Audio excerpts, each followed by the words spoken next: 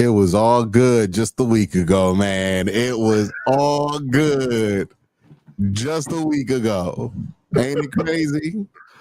Oh, man. Crazy how fast shit changed in the NBA. A week ago, we was all happy with Tai Jerome. Might be public enemy number one in Cleveland right now. Like, no, did you see what John said on Twitter?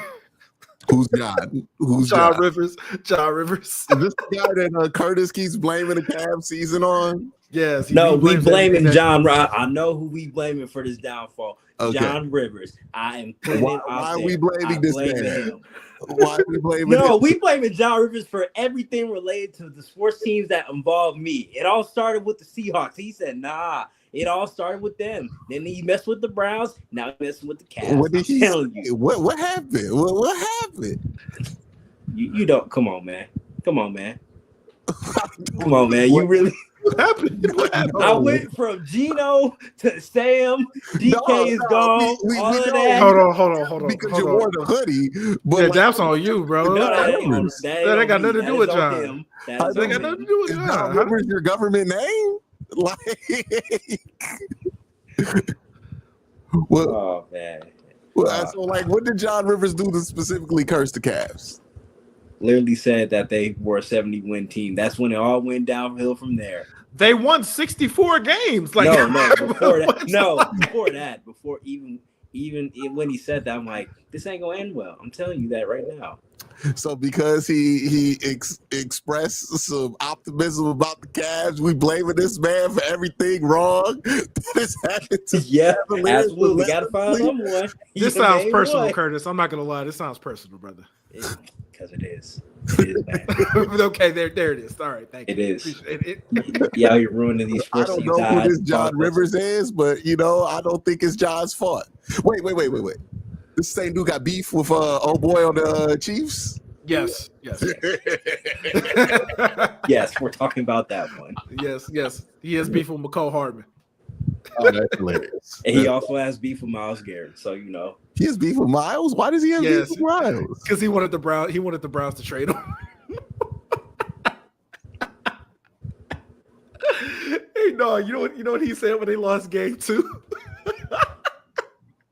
He's like, you know why the Cavs blew that lead, right? People was like, why? He was like, because 95 was in the building.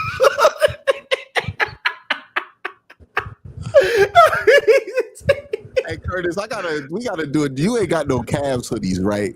No, I don't own any Cavs hoodies. You got a Pacers hoodie in there? I'm trying to see something real quick. No, I don't. How fast can I get one to you to wear? Okay. But yeah, it's been a rough week. This series, it's been weird. It's been weird since the start, right? Darius not back. We all thought he'd be back for game 1. He wasn't back. Okay. You saw how much that affected you, right? Especially the team against the Pacers. They like to rush you. Donovan's not a good enough ball handler to handle that. We don't have I've learned anything. And look, we'll talk about if the Cavs need to do something drastic or not, depending on what happens in the series. If I've learned anything, the Cavs need a secondary playmaker somewhere in that rotation. Because they have a lot of guys who get their own shot. Not a lot of, Ricky Rubio's playmaking ability would be something that they would need on this team really badly. In a backup guard variety. I think that's something that they need because when Darius is not in there, the ball does not flow. The bigs don't get opportunities at the rim, especially Jared Allen. And just so much doesn't happen when Darius is not playing at a high level or facilitating at a high level for this basketball team. So you dropped the 2 games while you were injured. I don't know I know what happened in game 2. It's hard for me. I don't know about you. Game 2 is hard for me to be really that mad at. Because I'm like, oh, you should be furious. Because when I was watching game 2, I was looking at Donovan's shot totals and thinking to myself, this is just unsustainable. what he's doing right now. He had 30 foul attempts, right? Or 20 foul shots and like 30 shots up. And all of those shots were dribble drives. So it was impossible to expect him to close that game if nobody else was going to step up. And the reality of that game was that nobody else other than fucking Max Strus was stepping up at all for the Cavs. Didn't Jarrett have like 20 in that game? I think Jarrett had like 15. I thought he had a good. Let's be real. You know what I mean, though? I know what you're saying. He had to get their own shot other than Donovan Mitchell because everything was coming off of Donovan Mitchell. It was either passes off Donovan or Donovan dribble drives or Donovan dump offs. And nobody was able to just, like, Max Strus was the second best bucket getter we had in that game. And Indy was going to make a run. They made a run and we had nothing to answer with it. And Donovan couldn't pick himself off the floor. You know who I blame for them losing game 2? I blame 2 people. First and foremost, Tai Jerome. 100%. That's on you. Like 1 for 14 from the floor. Not only were you 1 for 14 from the floor, like at some point you got to realize, bro, you need to pass the ball to somebody else. This is about one defensive Tai Jerome in that game. Who was he passing that ball to? Bro, literally anybody. You were 1 for 14. Give the ball to somebody else. D Wade has made 2 shots in this whole series, Cole. Unless Max, you can't do this. That's why this is the one thing with Ty. I get it. It looks horrible when you in the box score, but like the truth is, who the fuck else was going to shoot the ball? He had to. And this let's also go back to the box score in that game because it was like this leads to my second point though. I also blame Kenny Atkinson for them losing that game. Why Kenny? I blame Kenny because this is my issue with Kenny sometimes, bro. If you see that somebody don't got it, it's okay to put them on the bench, bro. Who was he gonna put in though? Honestly, you could have put Craig in there. You probably would. Craig in. He did put Craig in, and he turned the ball over twice. Listen, how many times did Ty turn the ball over in that game? I would rather it be Ty turning it over. The thing in that game was nobody could get their own shot other than Donovan Mitchell, and Ty was your best bet to get their own shot. That was somebody subscribed to the channel alert. Okay, shout out to somebody who subscribed. But my thing with that is I get it. He could have put other people in. I don't think it changes the result of that game because what happened was that Donovan Mitchell had 48 points off 30 shots and 21 free throw attempts. You know how many times he went to the rack in that game to get 21 free throw shots? And he only took 7 threes? So he's gassed. Jarrett Allen was what? He had 22 and 2 and 12 from the foul line, 7 of 9. Dean Wade got you 3 points in 30 fucking minutes and shot the ball 4 times. So Dean Wade not useful at all. Ty shot the ball 14 times. Hey man, I'm looking at the box score. You saying Dean Wade got 3 points? He wasn't helpful. He took 4 shots. Ty had 2 points on 14 shots. I'm not making the argument that Ty was helpful. My thing is, okay, you need somebody else to get in the game. Like for everybody who wants to say that Ty shouldn't have been in there, you need somebody else to get in the game that can get their own shot. Who are you going to go to? Hold on, let me see who is. Hey man, Craig had as many points as Ty in 4 minutes. But you're not going to seriously tell me you think Ty and Craig, you're going to trust them the same level. This is the thing. You may not trust them the same level, but here's the thing about Ty in this series. Ty has been getting picked on. Not only has Ty not been able to score at all, he's been getting picked on relentlessly defensively in this entire series. Every time he's out there, they're like, oh, Ty's out there. We're about to get our shit off. All their guards, every time they see him. Yeah. He's unplayable. Run on him. He can't stop the ball. This is why I said, hey, bro, I would have threw Craig out there in that second half. Well, Craig is a cone defensively too, though. He's way better. He's a cone. He's a not cone. What? He was -4 in 10 minutes. Ty was -5. They both are ass defensively. Like, he's not solving that problem.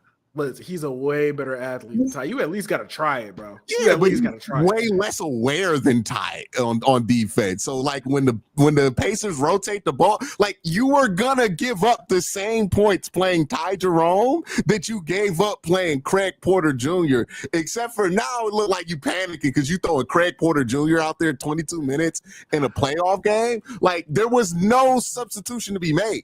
Like, it just wasn't there.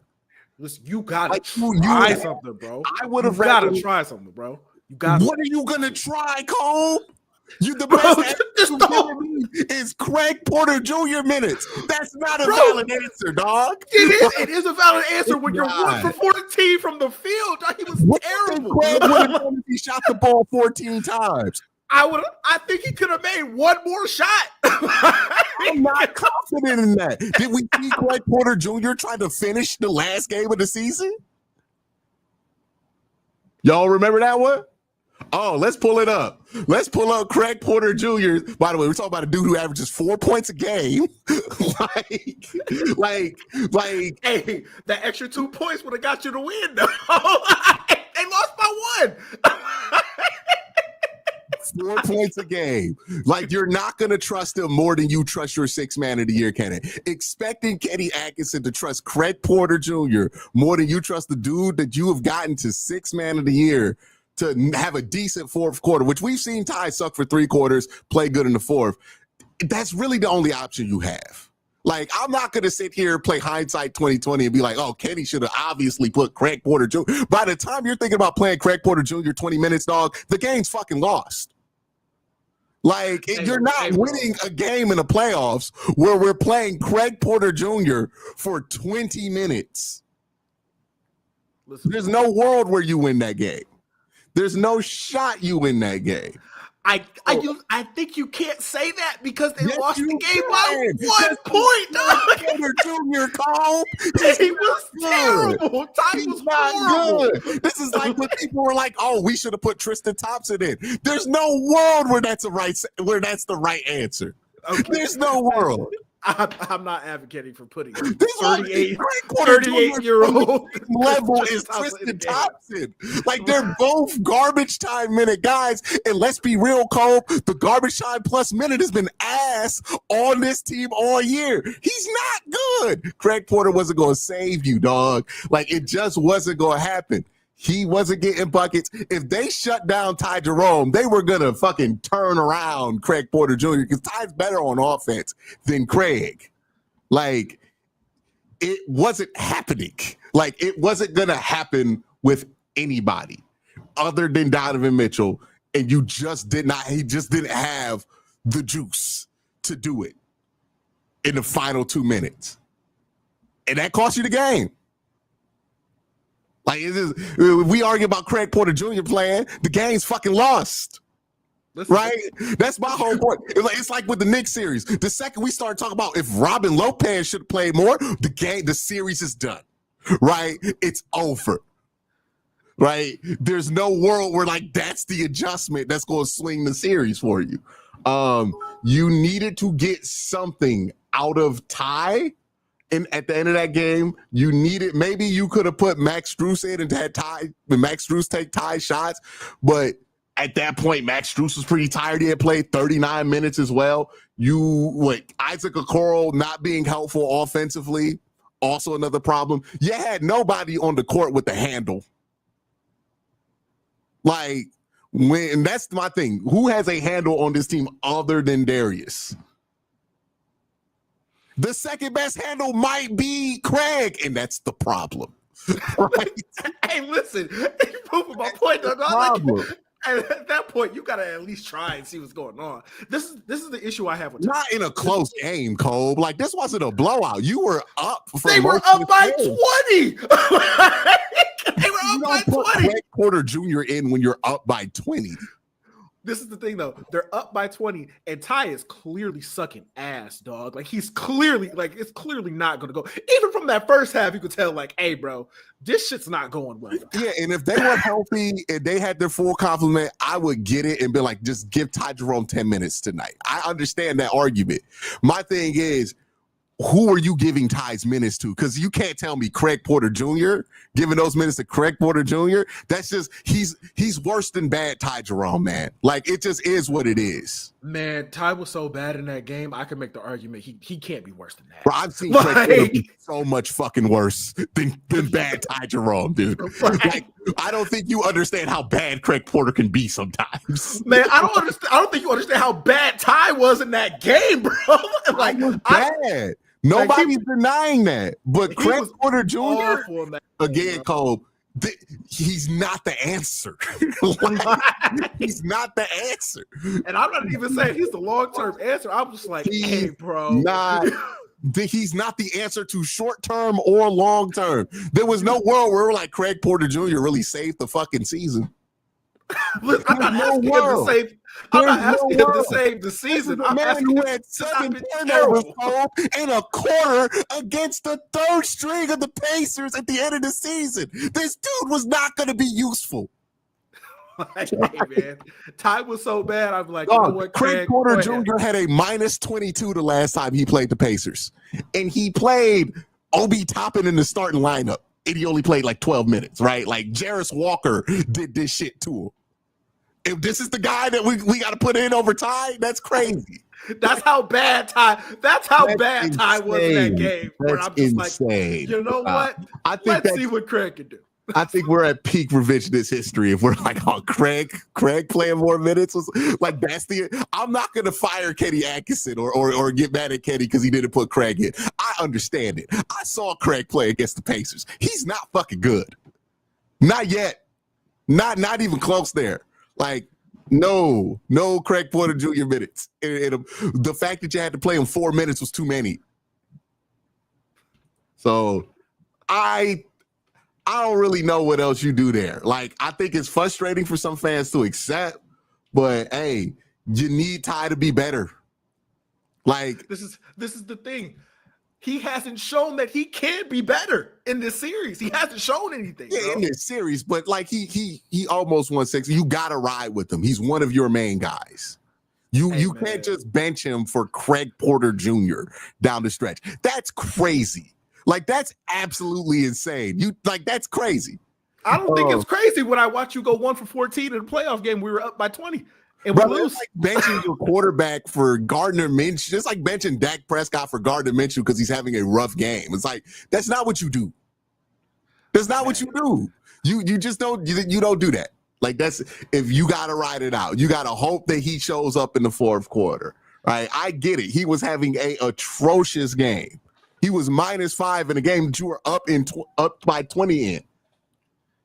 And lost by what?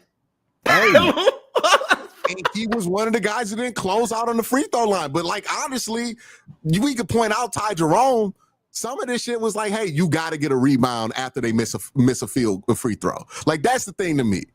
Like, if we could point out Tai Jerome had 2 fucking points, you could have won this game with Tai Jerome's 2 little measly ass points, right? Like, if you would have just gotten the rebound off the Pascal miss and not allowed Nembhard to get a dunk, which Donovan Mitchell let him blow by him, right?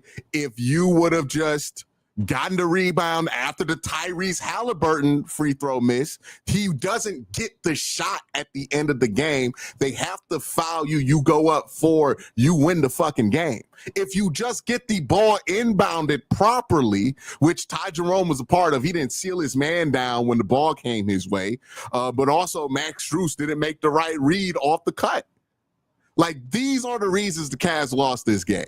You could have won it with Ty scoring 2 fucking points. You could have won it with Dean Wade going 1 of 4 in 30 minutes. You could have won this game with if you just fucking rebound and inbound the ball. That's really what it comes down to. Because, yeah, Ty Jerome had 2 points. You still went up 20 with this little measly ass 2 points, getting ran on defense. You still were up 20. The reason you didn't close this game out is because you couldn't get a rebound and you couldn't inbound the ball. Like, it's really that simple. That's the difference between being 2-2 and down 3-1 is one fucking rebound and one inbounds. I've been complaining about the inbounds play the whole time. Or if Tai is just 2 for 14 instead of 1 for 14, you probably get out there with the win. Yeah, but you still could have won this game. I refuse to absolve this man of playing the worst game. Nobody's absolving Tai Jerome of this, right? Like, this is going to be a massive knock against Tai that he's even capable of being this poor, right, for your basketball team. Nobody's like, oh, it's fine that Tai went 2 of 14. But if I'm being real about the actual tangible things that we can look at and say, hey, if you do this, that significantly changes the outcome. It's not 2 theoretical Tai Jerome points. It's a rebound. It's a inbounds. Those are the things that were absolutely in the Cavs' control that they had a chance to change, and they failed to execute on. They got lazy on 2 free throw rebounds, allowed them to get 4 points off 2 missed free throws, which brought this game way closer than it needed to. And then that missed rebound turned, 7 points, my bad, because he made a 3. So they got 7 points off missed rebounds, off free throws, and then they got another point off of the fact that you fucking didn't inbound the ball properly. And because you had to spend all your timeouts inbounding the fucking ball at the end of the game, you had no timeouts left after he made that 3, so you didn't even get a good shot off to end the game. That's what happened. They didn't execute the simple shit. Tai could have made more points. Obviously, if Tai scores 10 points, we win that game by 8. And we're not complaining about any of this shit. But Tai didn't score 8 points. That man scored 2 points in this game. Okay? And there wasn't anybody that I'm confident would have scored 8. Right? Like, we could argue about Craig Porter Jr. getting more points than Tai. Fucking maybe. But it doesn't matter, dog. Like, Craig Porter Jr., that's not going to be the obvious solution. You know what the obvious solution is? Get a rebound after they miss some foul shots. Get the fucking ball in bounds without getting a penalty to turn it over. That's really what was in their control. You know? So I have a hard time being like, oh, Kenny Atkinson sold the team. The Cavs sold the Cavs. Kenny didn't help.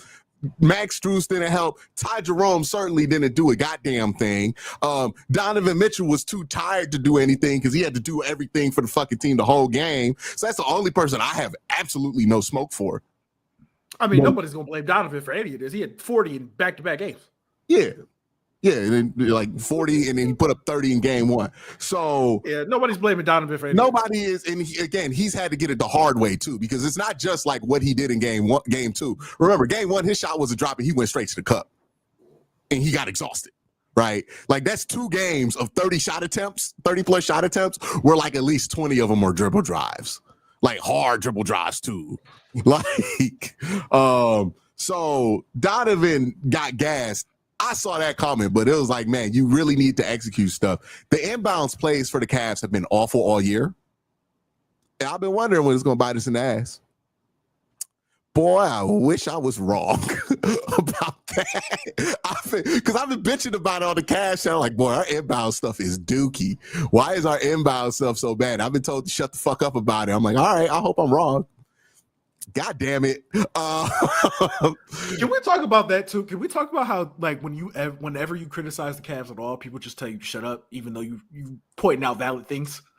You like the Lakers. They tell you to shut up because you love the Lakers and you try to get us to trade of Jarrett Allen. You know, that's why they tell you. But hey, listen, the way this is going, you might need to do that too. Yeah, I am immune to Cobentel Pro. I already told you, you're not doing this. It was like, listen, I'm just telling you the truth. I'm telling you the truth.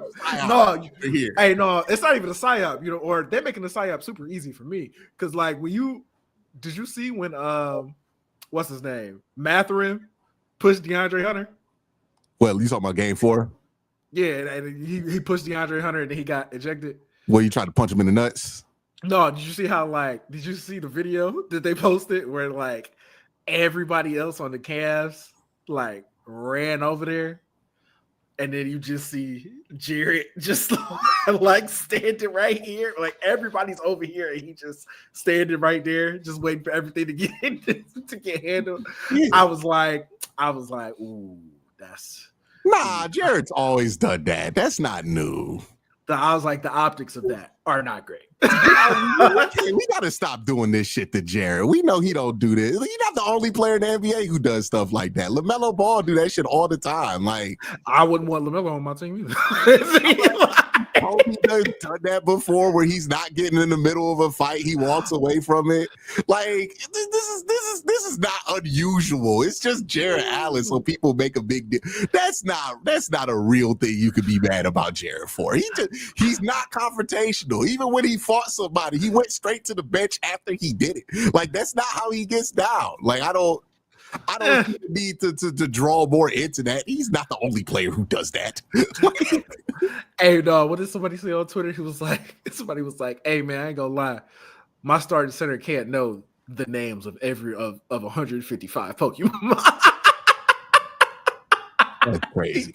He said, I can't. It's like, my starting center can't know that, bro. Now we get into the goofy stuff with Jared. Now we get Yeah, to I'm just saying. Now we get to the goofy stuff with Jared. That ain't your starting center. You would love Jared Allen to be on the Lakers right now. Okay, say it on the Pokemon. Nah, that ain't got nothing to do with Jared Allen. Just saying, man. Basketball. I don't know, man. I just don't know. He might not be a good fit for the cast, man. Stop it.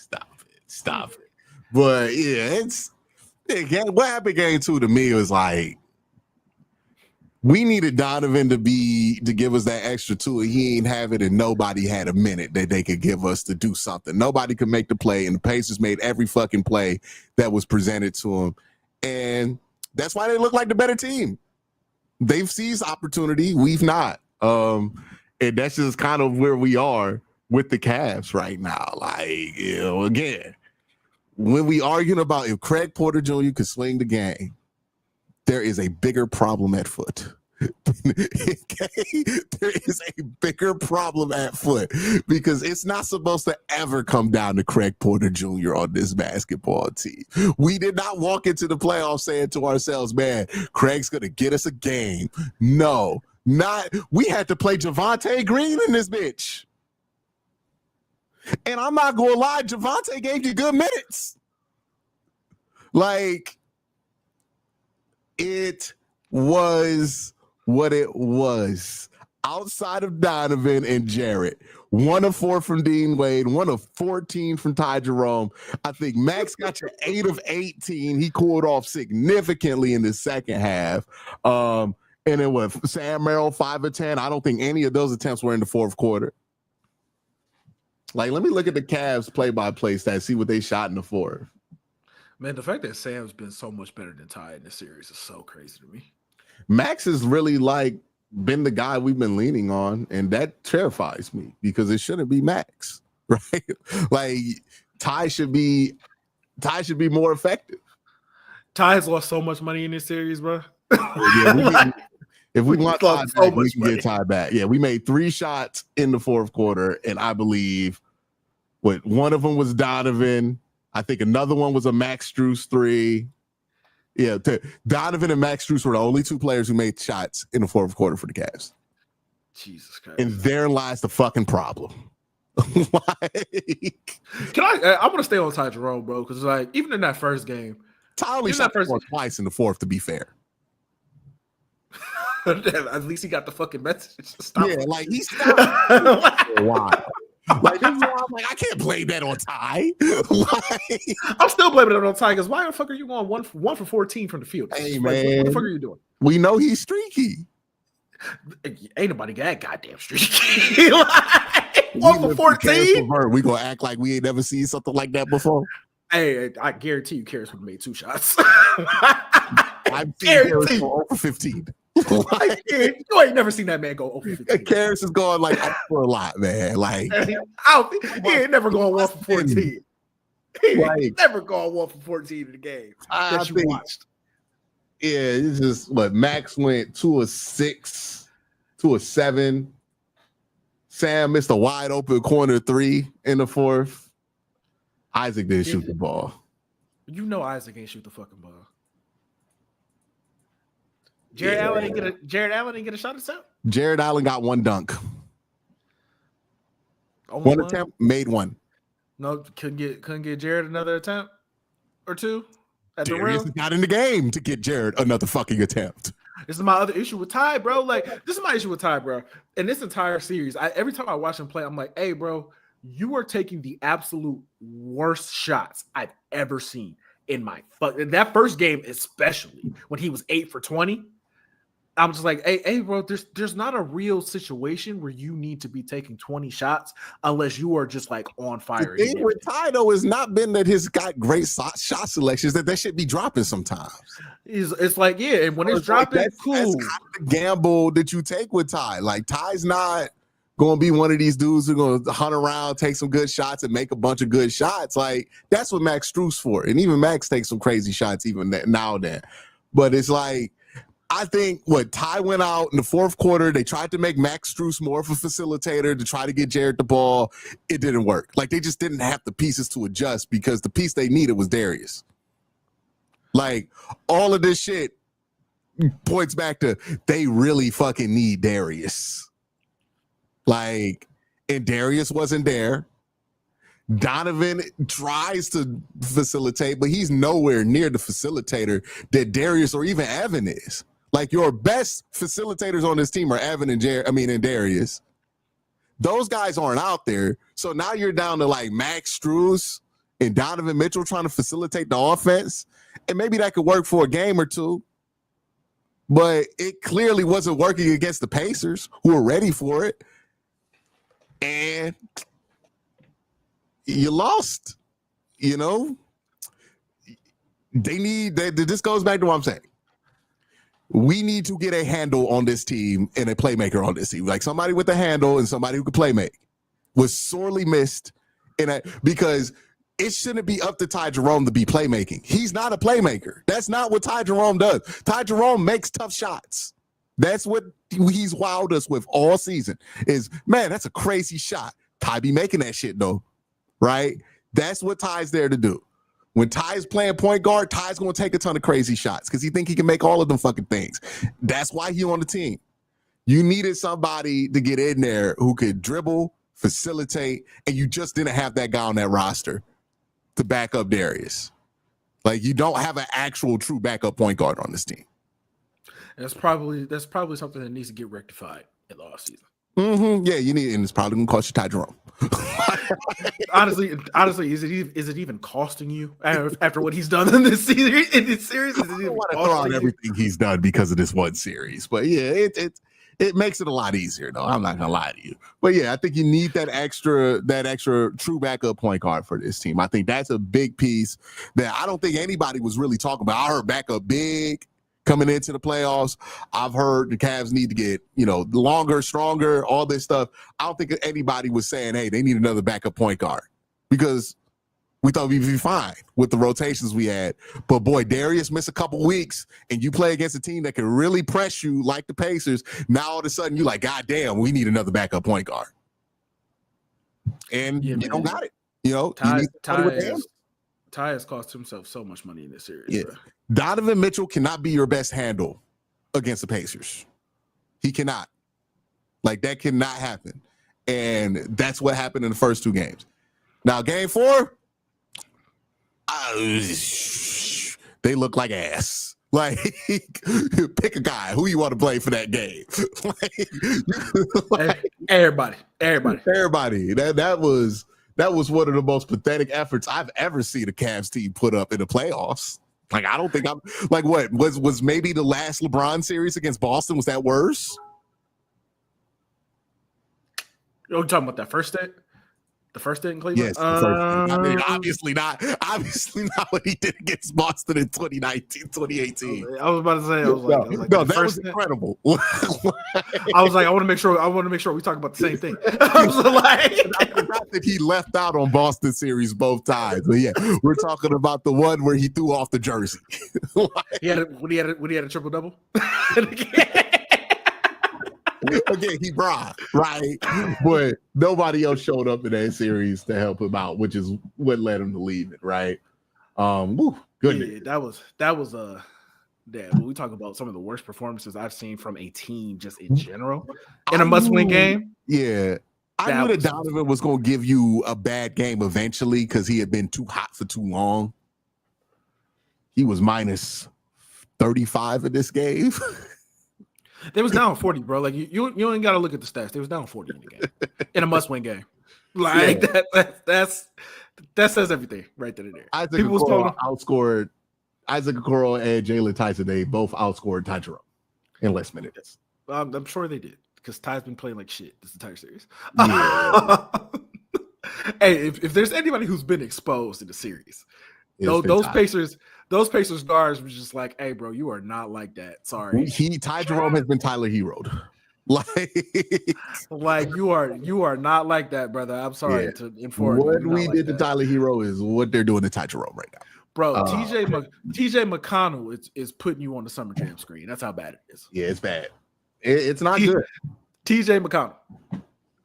It's not good. And they did it with Ben Mathurin getting ejected pretty early in that game. We're not even talking about Andrew Nemhard or Therese Halliburton. Like they have put you on. Miles Turner. My homeboy who's a Knicks fan said Miles Turner is absolutely in this series going to give you a game where he does not miss from three. And I was like, maybe. And then he gave you the game where he absolutely does not miss from three. He's like, look, man, because he called me at the beginning of the series and said the Pacers have devil magic. Like that shit just be working out for them in the playoffs. I ain't believe him, but boy, do I believe him now. He was trying to tell me the gospel. And I was like, nah, shut up, Luke. My bad. Playoff risers. Pascal Siakam went 2 for 2 for 3, 9 of 10 for the fucking floor. And let me tell you something. 4 of those shots he made, some bullshit. Like off one leg. I'm like, it's good defense. What you gonna do? I'll be topping doing the Dr. J's when I turn the fucking game off. I was like, oh, it ain't happening. Playoff risers, man. Playoff risers. It is what it is. The whole roster, a bunch of dudes who, when it's playoff time, they ready to go. Yeah. Conversely, you look at the Cavs, it's playoff time. A lot of these dudes not ready to go. And our 3-point shot just seems to magically fall off every time we get to the second round. Hey, listen, bro. Some guys make shots, some guys don't. And it ain't even the dudes that don't rise that are missing the 3-point shots. It's Donovan Mitchell. Yeah, his jumper is gone for whatever reason. Yeah. And it happens every second round. Like Donovan be putting up 40, can't get a fucking 3 to drop. I don't know, man. The only thing I can say that's positive for the Cavs was, one, you're still not eliminated yet. So, you win today. Let's hope to God you start to luck into some better split shooting today and game 6 and game 7, if you can push it to that, and get the fuck out this round. But also, if you're the Cavs, I understand there will not be a lot of excitement rolling into next season. But you gotta make some adjustments to the roster. You can't trade Darius. That is the piece I'm like, you can't move him. I know everybody's going to suggest trading Darius. You literally have one point guard on the roster. He's Darius Garland. You cannot trade him and think you're going to be better next year. We've seen this team without Darius. It's not great. Can't trade Darius. Like, there's not a lot of big-time moves you can really make if you're the Cavs. We're probably going to have to settle for maybe they bring in a backup point guard, a legit backup point guard, right? Like, is Michael Conley going to still play? He make too much money for that. Is he out of his contract expired? I doubt it. You can probably look it up. Bring Michael Conley back home, boy. That would be something. Like Drew Holiday. They're gonna have to get rid of Drew Holiday. They are gonna have to get rid of Drew Holiday, but you can't pay him either. Hey man, come on, come to a team that won 60 games last year. He making how much? How much was Mike Conley making? He probably making a lot because was he on Utah? Didn't they pay him a ton of money from Utah? Oh no, he's making $10 million this year, a little less than $11 million next year. Oh, yeah, we can do that. I think they actually could do that. Maybe. Yeah, like you need to get a backup point guard. You definitely need a backup point guard. This team 1,000%. We have learned the fatal flaw of this fucking team. Okay, they need a backup point guard. But like if you look at the East next year, shit's gonna be wide open. Yeah, but I kind of don't trust this group of guys to get it done at this point. I understand that. I'm saying next year there's not going to be a lot of excitement. People ain't going to trust you. But hey, man, shit happens, right? Nobody trusted the Bucks the year they finally went over because they had multiple collapses. Yeah, but it's a little different though because they were collapsing like the conference finals. It's not going to be 1-1. I'm just saying the East is wide open next year. Shit can roll your way. The way it's rolling the Pacers' way, shit can roll your way. Maybe you stay fucking healthy. Maybe you don't got to play the goddamn Pacers. Maybe the Pacers don't even make the playoffs next year. Who the fuck knows what's going to happen? But the East does look wide open. The boogeyman in the East is going down in Boston. Like, that's the one thing that looks certain. Jason Tatum probably not playing. Like, if that's an Achilles, he's done for the year, or at least for most of the year. He's not gonna play next year if he reps. Yeah, if he popped his Achilles, he's done for the year.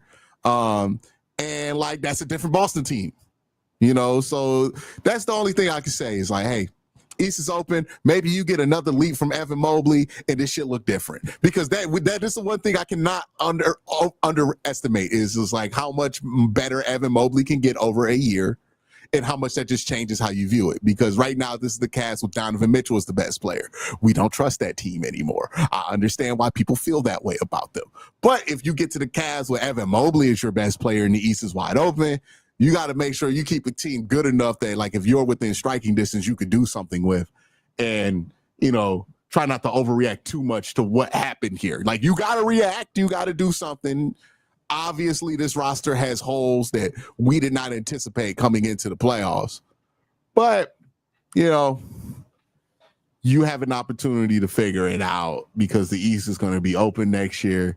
The Pacers are a really good team. I don't see the Pacers being like I'm not going to say shit about the Pacers. I'm going to leave them the fuck alone. Okay? Let me leave them alone. But the Pacers, they're going to be good. The Knicks are going to be fine. But none of these teams have a ton of avenues to get much better unless somebody trades for Giannis. Oh, Giannis is going to be in the West. You ain't got to worry about that. Yeah, and then he's probably going out West. Where are you going? Where Giannis going? San Antonio. Ooh, Giannis and Wemby? Yeah. I can see it. That makes sense. Nice. That makes sense to me. Yeah, like so you're lucking into an opportunity where the East is not going to be that strong next year, more than likely, right? Like maybe Philly gets back to something, but look, Philly just as unserious as us. like, we got that rivalry with the second round, just like Philadelphia got that rivalry with the second round, and we both losing these rivalries right now. So yeah, with Doc Rivers out there still coaching Milwaukee, and they about to trade Giannis. He won't be there if they trade him. Shit is falling in the East. So, try not to overreact too much. Don't do something drastic. But no, y'all could do something drastic. Don't do it. Don't listen to Cole. Do something drastic. Don't listen to Cole because he's the center like yesterday. Okay? We were arguing about Jackson Hayes minutes. Like, look, this is how you know what the weaknesses are on these two teams. Cole out here arguing about should Jackson Hayes have played more minutes, and we out here for the Cavs arguing about. Hold on. Let me say something. I was absolutely not advocating for more Jackson Hayes minutes. I want Jackson Hayes play. Right now with the Lakers that people were arguing about if Jackson Hayes should have played more or not. And that's the problem with the Cavs is that there's a game in here where we're legitimately like, hey, man, could Craig have played more? Okay. One team definitely needs a center, and the other team definitely needs a backup point guard. 100%. Tai Jerome is not a backup point guard. We have learned that in this series. You can limit Ty's damage if he's not bringing the fucking ball up versus a press because he's going to get a look that he thinks is open and he's going to take it. Like he's been an abomination in this series, dog. He's been bad. Like even if he was just bad, it's probably 2-2 right now. He's been god awful. Yeah. No, there's no sugarcoating it. He sucks right now. If he was just like plain bad, it's probably 2-2. The margin of error to get this series to 2-2. 1 rebound, 1 Tai Jerome point, 1 inbound. You're 2-2. It's unfortunate. It's unfortunate because I think the Cavs will smack the Knicks, but I don't even want to go there because Jalen Brunson probably lights us the fuck up. Like, I have no confidence right now in this team. They need to come back from a 3-1 deficit before I have any confidence in them right now. That's just where they at. It is what it is. We out here talking about we would have beat the Knicks. I see people like, oh, we would have beat the Knicks and we would have got there. Dog, we can't handle Tyrese Halliburton. You think we about to just handle Jalen Brunson? Like, all I said was this. Tyrese Halliburton. All I said was this. I was like, dog, we wouldn't have had to play the Celtics. Huh? Like they legitimately wouldn't have had to play the Celtics to get to the finals. So I'm like, we are struggling with crazy. Miles Turner and Tyrese Halliburton. I don't want to know what Jalen Brunson and Cat will be doing to us right now. Cat ain't even doing shit right now. He ain't even doing shit against the Celtics for real. But we can all agree Cat is way better than Miles Turner. Yeah. And I'm a Cat hater. Okay. And like Cole, I'm not gonna lie to you. If Cat kept me from the NBA finals, I'd rather be Tyrese. Okay. Nah, if Cat kept the Cavs from getting to a finals, I'd be like, yeah, we got to go live right now. We got to go live right now. That's a career ender for me, dog. I'm going to end up on a no-fly list. I'm like, nope, with the other guy, we need your thoughts. Cat, like, and then he doing the big kitty dances and shit, like, after he makes a shot, I'll be pissed, dog. Oh, my God. In fucking New York? Oh, my God. Oh yeah, that would. So it could be worse. So poetic. It could be so poetic. If it happened why would you want this to happen to me? I was like, nah, get your ass on the stream. We're gonna talk about this. I've been nice to Cat the whole playoffs. Have I not? I've stayed on. Honestly, I've been nice to Cat all year. I really stayed off my Cat slander. I've been like, you've been playing well. Honestly, you ain't been so bad this year. You ain't been so bad. Yeah. It was last year I was all way, you know. But this year you've been keeping it quiet this year because he was hooping. No, I've been acknowledging his hooping. Have I not? You have. Yeah. I've been like Bodega Cat been hooping. Like it's been different. It's different out there in New York for him. It's your Minnesota hate that be like. Hey, they are 3-1 up 3-1 right now too. Okay. Hey man, I ain't gonna lie. Decent chance they make the finals. Pretty decent chance they make the finals. You think they get past the Nuggets? You think the Nuggets Thunder? I think they could beat. I think they could be either. They already beat the Nuggets. The thing about the Thunder is they're one injury away from being useless. Yeah. Like, I told you before the playoffs started. It's like I don't think they could score for real outside of SGA. Yeah, in the playoffs. Yeah, they're like a couple of bad SGA games away from being done. And that's not a place you want to be at, especially when the other team got Jokic. And I ain't gonna lie, bro. We don't talk about this, but Anthony Edwards been better than SGA in the playoffs, like significantly better. And Julius Randle, what he doing right now? Yeah, it's ridiculous. Yeah, every time the Cavs are in the playoffs, Julius Randle just turns into somebody else. It's fucking shameless. He's haunting the Cavs. He's haunting the Cavs and the Lakers. It's like he just fucking hates us for some reason. Like, no, after they won that last game, his post game, he was like, "Well, I had a great mentor in Kobe Bryant," and I was just like, "You know what? We going all the way." I was like, "That's funny. We going all the way, Julius. Go ahead and get that shit." Brother. Julius was hilarious because when they closed out the Lakers, Anthony Edwards was on some bullshit in that game. Like, he was not hooping at all. And he was like dribbling around, and then all you saw was Julius go, "Give me the fucking ball." He took that bitch with 5 seconds on the clock, up, round, up.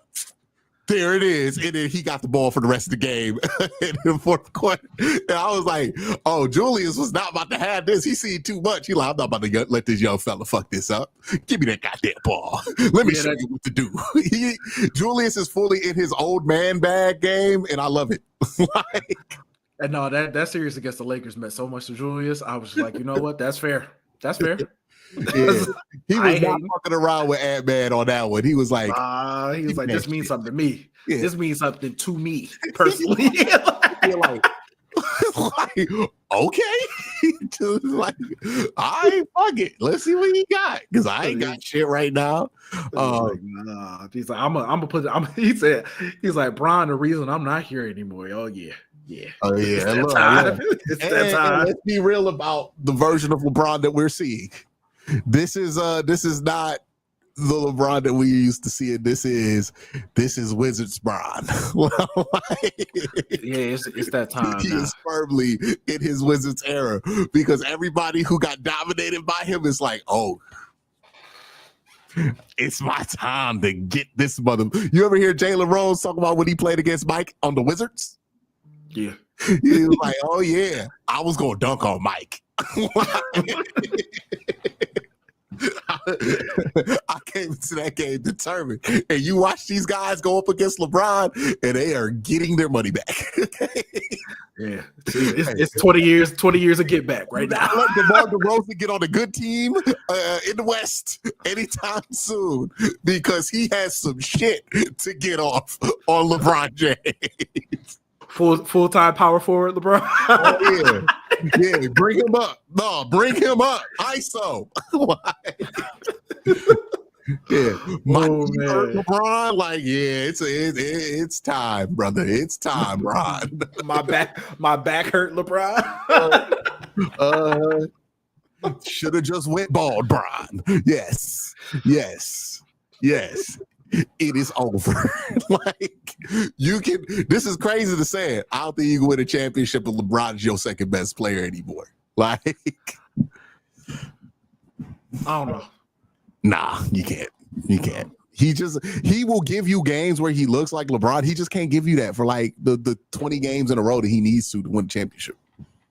Nah, you got to have somebody else who could do it. Yeah, he's got to be like a third option, somebody who could give you something every once in a while. But LeBron game ain't built to be no third option. It's just over with.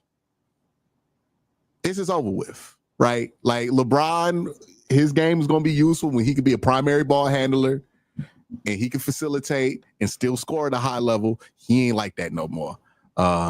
So I think he probably retires after next year. Maybe he retires in the summer. He might. He might be over with. Hey, man, we need a backup big. Come on, LeBron. Opt out inside the vet minimum to play for the Cavs one more time. Be an enhanced version of Tristan Thompson. An enhanced version of Tristan Thompson? Bringing LeBron off the bench to relieve Jared Allen. Hey, you think it's funny? You think it's funny? Look, if LeBron James power forward minutes over Tai Jerome minutes in the playoffs? Oh yes. Now see when the Cavs are closing lineups with with LeBron and Evan and Jared's on the bench. Yeah. He gonna have to understand. I'm like, all right. LeBron with Evan Mobley passing to each other, that would probably be crazy. Like, listen, I'm just saying, you don't know what you're asking for. Yeah. Just I don't think Dan gonna have it in him to do it. Just make sure you send Jared to the Lakers before you do that, because it is basically admitting you can't do this shit without Bron. Like, and you came so close. Like, yeah, I can't imagine that the pride in that building is going to allow them to do something like bring LeBron in again. Listen, man, you got to do what you got to do to try to win a chip, bro. Yeah, they got to do what you got to do. You got to do what you got to do. Let's go ahead and bring Bron back. They ain't going to do it. But that was the only thing going on. You know, we've been getting our.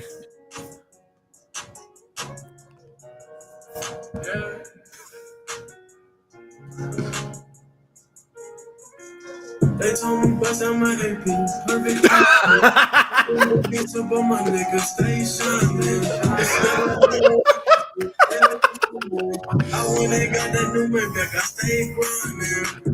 Let's talk about the quarterback for the Cleveland Browns. How long have you had that in the soundbar? I've had that loaded up on YouTube for a little bit.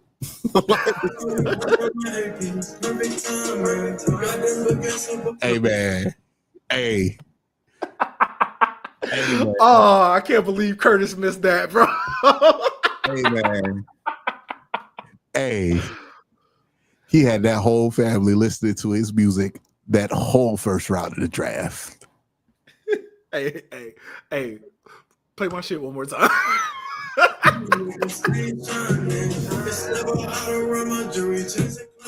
Change the climate.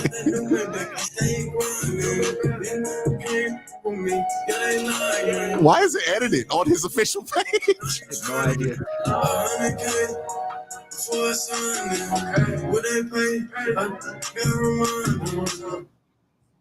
You gotta remind him. You think that's what happened? He was like in that meeting room, was like, hey man, y'all play my mixtape real quick. And they were like, nah, bro. Like, I don't know what was going on, but hey, glad he's here. Glad he's in Cleveland. I hope it works out. Yeah, so Shedeur had rookie camp here. It's interesting because Kimberly Martin was here, like some real hitters were here for the opening of rookie camp, which has not been a big deal in Cleveland for a very long time. Shedeur looked fine. Like he looked like Shedeur, right? In rookie camp. I know people are like, I've seen the videos where like, oh my God, Shedeur looks generational at camp. And I'm like, guys, it's 7-on-7 versus DFAs. Yeah, like it's the guys who are not gonna make the team. Like, They were doing Dylan Gabriel dirty too, because they was acting like all he did was throw that interception to Carson Schlesinger. And also, he threw an interception to Carson Schlesinger. That's not that bad of a thing. Like Carson's good. Hey, Carson baited the shit out of Dylan with that. That's why he was the 33rd pick in the draft. Okay, he baited the shit out of Dylan for that. Hey, he's 244 pounds too, and he can pole run. Oh, did we talk about Mason Graham? People saying Mason Graham is a bust based on rookie minicamp. Talking about my boy Wings, like crazy. Yeah, it's people just saying shit. I say this all the time. There's some people who talk about prospects that are real loud in the spring, but you don't really hear shit from them in the fall. You know, there are people who are good at this. Like when I hear JP talk about somebody in the spring, he usually talk about that dude in the fall, right? When I hear Corey talk about somebody in the spring, he usually talking about him in the fall. But, you know, there's some people who have all these big opinions about prospects. They call themselves scouts in the spring. But, boy, when the fall come around, they ain't nowhere to be found. I think the dude said that posted the video and said that he's going to be a bust. He said that his teammates going to be better than him in the NFL. His teammates? Who did he play on the defensive line with? Oh, Kenneth Grant. Yeah, he's like, Kenneth Grant's going to be way better in the league. I was like, okay. Yeah, I'm like, all right, man. I use Kenneth Grant as the example of like, look how special Mason Graham is, because Kenneth can't do that. But, you know, we'll see. We'll see what Mason does on the field. I think his play would talk louder. And honestly, who gives a fuck about what he does until pads come on? Like, honestly, I really don't care about what Quinshawn does, what Dylan Sampson look like. Please, I don't care about none of that shit until the pads come on. Because that's when it's going to get real. Yeah, that's when we go find out everything we need to know. By the way, Harold Faden Jr., he looks bigger than I thought. Did you hear what Zach? Did you see what Zach tweeted about? Yeah, well, he said Cleveland from Canton to Cleveland to Canton. He called him a Hall of Famer? He said Canton to Cleveland to Canton. I'm like, damn. I was like, what was he doing in rookie minicamp that makes you tweet that? Well, you caught up. I was like, he was firing people like that in rookie minicamp. He must have been flying. It's like he must have been cooking the boys. I did hear Tommy Reese say, hey, you got a really fucking good tight end. And I'm like, David Njoku wasn't out there. Tommy loved the cuss, don't he? Oh yeah. By the way, first thing he ran up to Shedeur and taught him same thing I've been bitching about with Shedeur Sanders this whole time. He was like, "Hey man, boy, keep that ball here, and you go don't roll out there." Like on the mic up, I was like, "Oh, thank God!" Like, cause it was like a guy like Miles will fuck you up, and I was like, hey, look, the Browns have the perfect teaching tool to make sure Shedeur fixes his pocket habits, which is number 95. Which, by the way, I know JP had a hard time believing he was 300 pounds. I posted on Blue Sky a picture of Myles Garrett at the combine, like doing his muscle thing, and then a picture they just posted of Myles. He's at least 300 pounds. Like, he might be 315. He's 100% like 300 pounds. Woo. Yeah. That's gonna be a wake up call for him. The first time Myles come live at him and he try to roll out, and Myles is like, "Here you go." Like, I don't even have to move fast. Right here. That's a sack. And you better not hit Myles too hard. Like,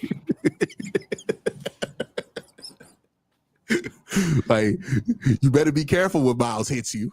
Like, can't injure him. You could be injured. You better be careful when Myles hits you. That's the franchise. Yeah. It's the franchise, bro. If Myles tackle you, coach gonna yell at you. Like, why wasn't the ball out? Why are you risking Myles getting hurt right now? Like, we got nothing without him. Like, he got nothing. Whole fucking team built around him. Like, what? Oh man. What? I mean, he is the reason that Mason Graham is here. Yes. The whole team. We drafted a linebacker and a defensive tackle to play off of Myles Garrett. Like, we got him pick and roll partners. Like, who could come off the ball with Myles Garrett? These two. That was our first 2 picks. And then you know what we did? 2 running backs. Why? We gonna get time of possession because we need Myles to rest. Like, this team is built around him, man. He might as well have a red no contact jersey in practice. You ain't touching him. Insane. Yeah. Insane, bro. Insane. Yeah. You should do Also, better. another thing we need to talk about when it comes to the Browns. I wish Curtis was on here because I was about to get on Curtis. Curtis hate everything the Browns do. It don't matter what they do. He hate everything the Browns do. Like, they signed 2 safeties. He was just like, "Man, I don't like these moves." I'm like, bro, they need safeties. Express joy for any move a team has done in like a year. Yeah, he's just angry and just upset about everything. I'm like, bro, they need safeties. Like, what are you mad about? What's going on? Yeah. He'll figure it out. He just mad about the Sam Darnold. You know, he gotta live with Sam Darnold. We ain't do that. We ain't do that shit. The thing is, he did that. Like, come on, man. What you mad about us for? Mad at us for? He'll figure it out. I got faith in him. He'll come around. He'll have his AP up. You know. Oh man, that Zach. Did you see that video from the Ultimate Cleveland Sports Show? I know you ain't watched that. Now, don't say it like that. People gonna make assumptions. I just don't be watching shit. Like, I know. That's what I'm saying. Like, I know you ain't watched that. No. Because then, yeah, but I did not watch it. No, what happened? And Zach was like, yeah, like, you could tell, it's like Shedeur just looks way better, just way better than Dylan. Like, it's not even close. I'm like, Dylan okay. fans getting mad that somebody was like, "I'm taller than him," with Dylan Gabriel. And look, man, that's everybody's reaction when they see Dylan Gabriel for the first time. I get it. You can't do that on camera, though. Like, that's crazy. Well, I don't think he knew he was on camera, but I'm gonna be real with you. It would have happened to me. Okay, like, not gonna act like I'm better than that. Nah, like, I remember first time I saw him, I was like, wow, he's small. And he's one of them dudes looks smaller than you think, and he already looks small. Like, my man's small. Like, it's football. People gonna point that shit out. And like he's not an elite athlete at anything, so it's like it's tough. It's tough. He's gonna try to make it off moxie. You know what pissed me off though? It's not that you said that you taller than him, it's that you said it like 3 times. I ain't gonna lie. That's a lot. Gabriel, I was like, that man is small. Like the first time that you say it once, it's like, okay. But he was like, no, hey, Cole, you before you judge, I think you got to go see Dylan Gabriel in person. You say I got to see him in person? Because you're going to be like, bro, I'm taller than him. Because you what, 5'10"? Yeah, I'm like 5'10", 5'11". Yeah. You're like, not only am I taller, I think I could beat him in an arm wrestling contest. Probably can't. Right? But you would take him on if you didn't know that was an NFL player. Like if you ran into Dylan Gabriel at the Barley House, you wouldn't even notice him. Like he's small, man. Like not like, oh, he's small for an NFL player. Like you're like, whoa. He's like small to be out here covering this. Like, he's just not a big dude. Like it's shocking. Is it really that bad? Like it's like the height combined with the fact that he's not that big. Because like RJ Harvey's 5'8", but you don't walk up to RJ Harvey, like, oh, he's small because he's built, right? Kyler Murray is small, but he's built. You know, Bryce Young, it's kind of that Bryce Young thing where it's like, God damn. He's shorter than Bryce, right? No, Bryce is a little bit shorter than him. Bryce is shorter than him? Yeah, Bryce is like a quarter inch shorter than him. Bryce is legit 5'10". Dylan Gabriel is 1/8 of an inch from being like 5'10" and 7/8. Well, no, he's 2/8 of an inch. He's short. Yeah, because he's like 5'11" and 1/8 or something like that. Barely 5'11". Barely 5'11". Like if JP did an interview with him, JP got a strong. I didn't know Bryce was that small, bro. And this is why every time people see Bryce, they go, God damn, he's small. Like it's not just like, oh, because Bryce is also 180 pounds. Yeah, he's small and like and thin. Like yeah. When you are like sub 220 and under 5'10", people gonna look at you and be like, God damn, every time they see you, because it stands out so badly in the NFL field. Like I cannot stress that to people enough. You can be short, but if you 220 pounds, you don't look out of place in an NFL field. But if you are like barely 200 and he don't carry a big 200, you gonna look out of place. That's the thing with Dylan. He just looks out of place. Like these dudes are big. I remember because the first time I realized this, I saw Jerome Ford, and Jerome's like 220, 212 or something like that. I remember looking at him next to Kareem Hunt and Nick Chubb, and everything about Jerome Ford made more sense. But I'm like, oh, why is he so easy to tackle versus these guys? He's so much smaller than Kareem Hunt and Nick Chubb. Like way smaller. Significantly smaller. It's like, oh, okay. It makes sense that he can be tackled so easy. It's just what it is, man. Like, I don't blame anybody because I've seen it and I was like, God damn. I expected him to be small. I was like, I went into the Senior Bowl hoping he would be about 6'1". Like maybe he got like a small torso so it'd make him look shorter.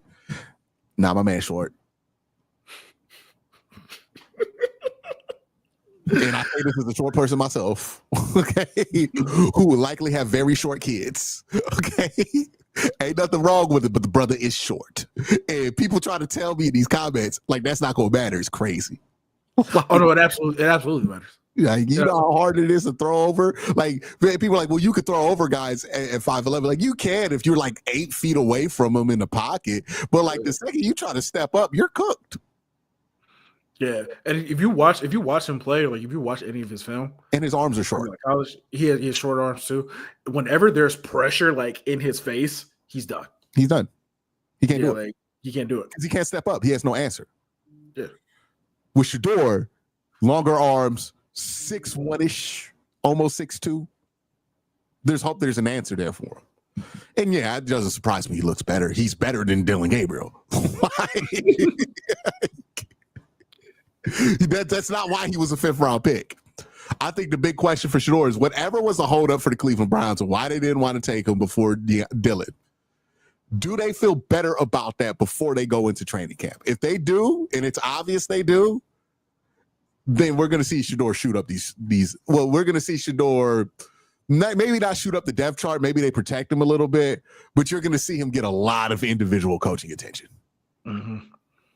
Because that's the dude they're going to be like, oh, well, let's see. Right. With Dylan, it's kind of like, let's see what he can do.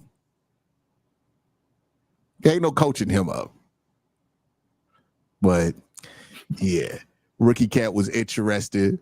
I'm excited about Harold Faden Jr. even more. Got to watch his tape. He's going to be fun. He's going to be fun. Who? Harold Faden Jr. Oh, he's going to be dope. He's going to be dope. Also, we'll say this about Shedeur. Definitely needs to spend some time in the weight room.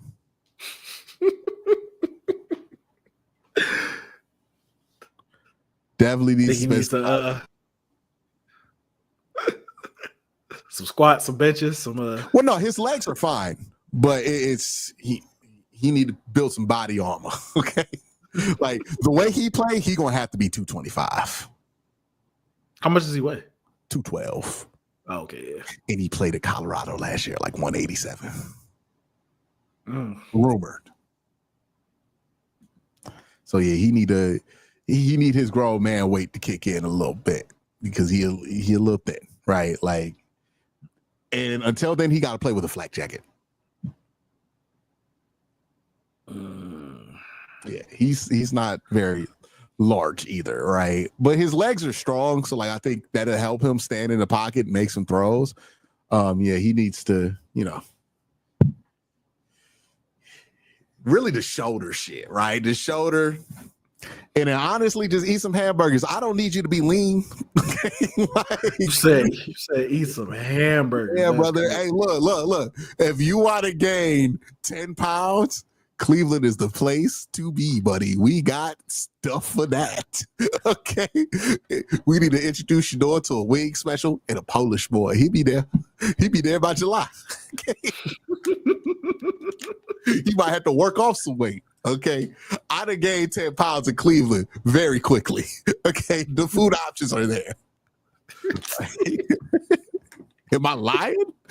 I lied at all. I'm looking for food right now. It is a horrific place to try to lose weight. Like that's why we worry. Look, we don't ever worry about somebody picking up weight in Cleveland. Like, oh, Evan Mobley, he'll get that weight up. But boy, we get nervous when we talk about he got to lose weight, like DeJuan Jones. Hope he live in Willoughby. Like, you can't be something like that. You can't be nowhere where the food is good. That's like all over Cleveland. Not be anywhere near the city. Okay, you are not losing that weight, my brother. The food is good here, dog. That's why everybody say that when they first come here. Oh, the food good. Yeah. The food is fucking good. And it's a lot of it. It's a lot of different types too. You get some kielbasa, right? Some pierogies. Hey, I just want to say the Indian food in Cleveland, mad underrated. Hey, underrated. Underrated. Yeah, it's all there. It's all there in a way that it's not for other cities. Okay. Like, and somebody said DeJuan is banned from Mr. Hero. Hey,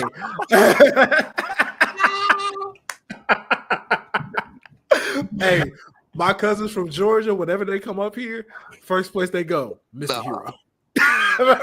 First place they go is Mr. Hero. Yo, hey, Shedeur Sanders, your first brand deal in Cleveland, Mr. Heroes. Eat up, buddy. Okay. Hey, if he get that first Roman burger, he gonna be like, hold on.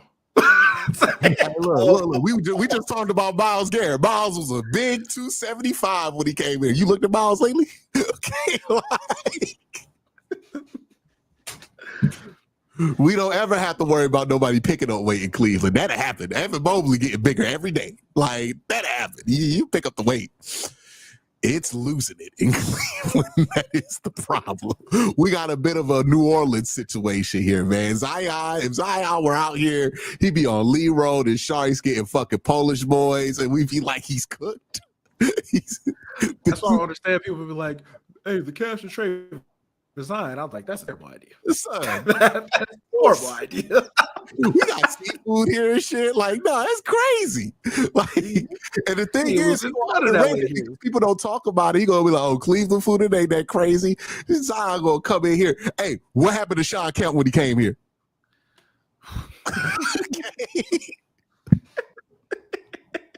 He was in Cleveland 1 year. Nah, man. Nah. We do not need people who need to lose weight in Cleveland. We need the brothers who need to gain it. Poor Minnesota, back-to-back AFC North Internationals. Oh yeah, the international schedule came out for the NFL. Oh. The London games. Couldn't say it last week, but a better name than the Cuban Missile Crisis for Fidel Castro. Oh, damn. Ooh, that was tough. I'm gonna be real with y'all. Y'all need to be careful about that because he might not be of the family of the Cuban people that were down with Castro. Okay, you call a Cuban dude who left Fidel Castro, they will find you. Okay, they don't play about that. Like, I didn't even think about it like that. You right? Yeah. You can't just be playing with Castro with Cubans, dog. You ever see Dan Le Batard? They bring up Castro. You be like, Dan Le Batard is progressive, all this stuff. They bring up Castro. It's different. Like, okay. Poppy be telling them jokes until Castro get mentioned. Oh, now don't play with that. Okay. Do not play with that. So yeah, I would not go to his mentions and just call him Fidel Castro. Odds are he's from a family that don't fuck with that at all. Okay.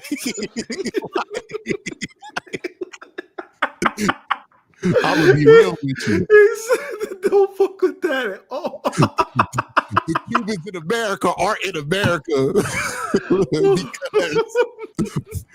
they wasn't fucking with Castro. Okay, like that is how they got here. Like, I'm just gonna be, y'all gotta search the CIA and everything else that we do in other countries to understand why that would be the case. That is your homework assignment, but just know you can't just be throwing Castro around to Cuban people. Somebody will smack the shit out of you. Okay. Like, oh man, I don't know how many Cubans y'all know. Don't do that. Okay, don't do that. Yeah, let's just stick with the Cuban Missile Crisis for now. You know, Mr. Mendoza is what I'm gonna call him. Okay, like Mr. Mendoza. Mr. Mendoza. By the way, Domo, you wrong as hell for calling that man a Mexican. Okay, yeah, Domo, if you were here, that was crazy, bro. That was crazy. And one, Domo, Google him. Okay. Google. Just look at that man. Just look at that man, bro. Just look at that man. Yeah. There are some nuances to Cuban Americanisms that I don't think people are aware of. Maybe your only introduction to Cubans were George Lopez show. That is not enough. Okay. Some of y'all need to do some more research. Luke Florida is set to be a fan favorite wide receiver this camp. Is he the white dude? Yes. White dude from Kent State, local guy. About to be catching all the fourth quarter passes from Dylan Gabriel. Maybe Shador. Yeah, I can see it. Yeah. I can see it. That's going to be the guy that get on my fucking nerves about all season. Why can't we activate this guy off the practice squad? I can't wait to see George Pickens versus Marshawn Lattimore twice a year. Hey, let me tell you something about Marshawn Lattimore, bro. This not the Marshawn that you grew up watching. That's over with. That's done. He ain't putting up fights like that no more. Let me tell you something, man. Y'all really think George Pickens gonna be on the Cowboys for a long time? It sounds like an Andrew Berry reclamation project to me. Tell me I'm wrong. Would be. Let me tell you something. He ain't gonna be in Dallas that long. He's gonna be in Dallas. Look, Pittsburgh, they take these head cases on, but they know when to get rid of them. They 100% know when to get rid of them. George was so bad, they were like, here, take a third. We'll take a third. Fuck it. Let's just get rid of him. They were willing to pay DK Metcalf, who's 29 years old, 5 years older than George Pickens, $30 million, and trade a second-round pick for him just to get a third back for George Pickens and some pick swaps in 2027 because they were that fucking tired of George Pickens. They didn't even work that hard to get rid of Antonio Brown. It's kind of crazy when you think about it like that. When you think about it like that, it's kind of nuts. That's what they did. Like, they hate that man because they traded him for price. Ty got some Rodney Hood in his DNA, y'all. Hey, facts. That man TK. That's crazy. Facts. Damn. Did they lie? They not in this series. Ty did get 30 against the Heat, but damn. Man. Listen. Hey man, Ty, you need to get through this series. You need the Cavs to come back 3-1 like nobody's business, and then you need to fry the fucking Knicks or the Celtics or whoever the fuck gets out that series. Likely the Knicks. God.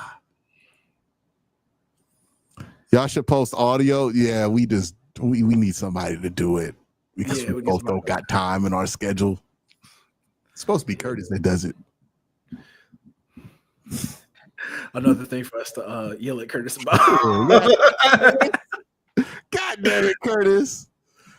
Franchise quarterback test. A grade they take us to the AFC Championship is an A grade.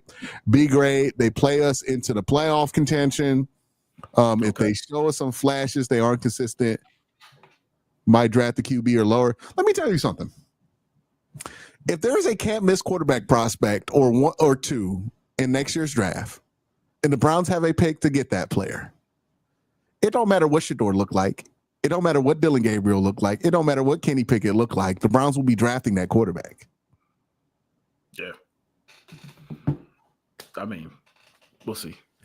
Because what? If Shador looks good and then you draft the can't miss guy, which you could have Shador play for a year and then trade him while he has 2 years left on his rookie deal, and you probably could get a pretty big haul for that. Because the thing with Shador is you get him on that rookie deal, that's fine. The question is like, hey man, let's say he does become Tua. The problem with Tua is that Tua's a bad quarterback. The problem is that you got to pay Tua prices that are just too damn high.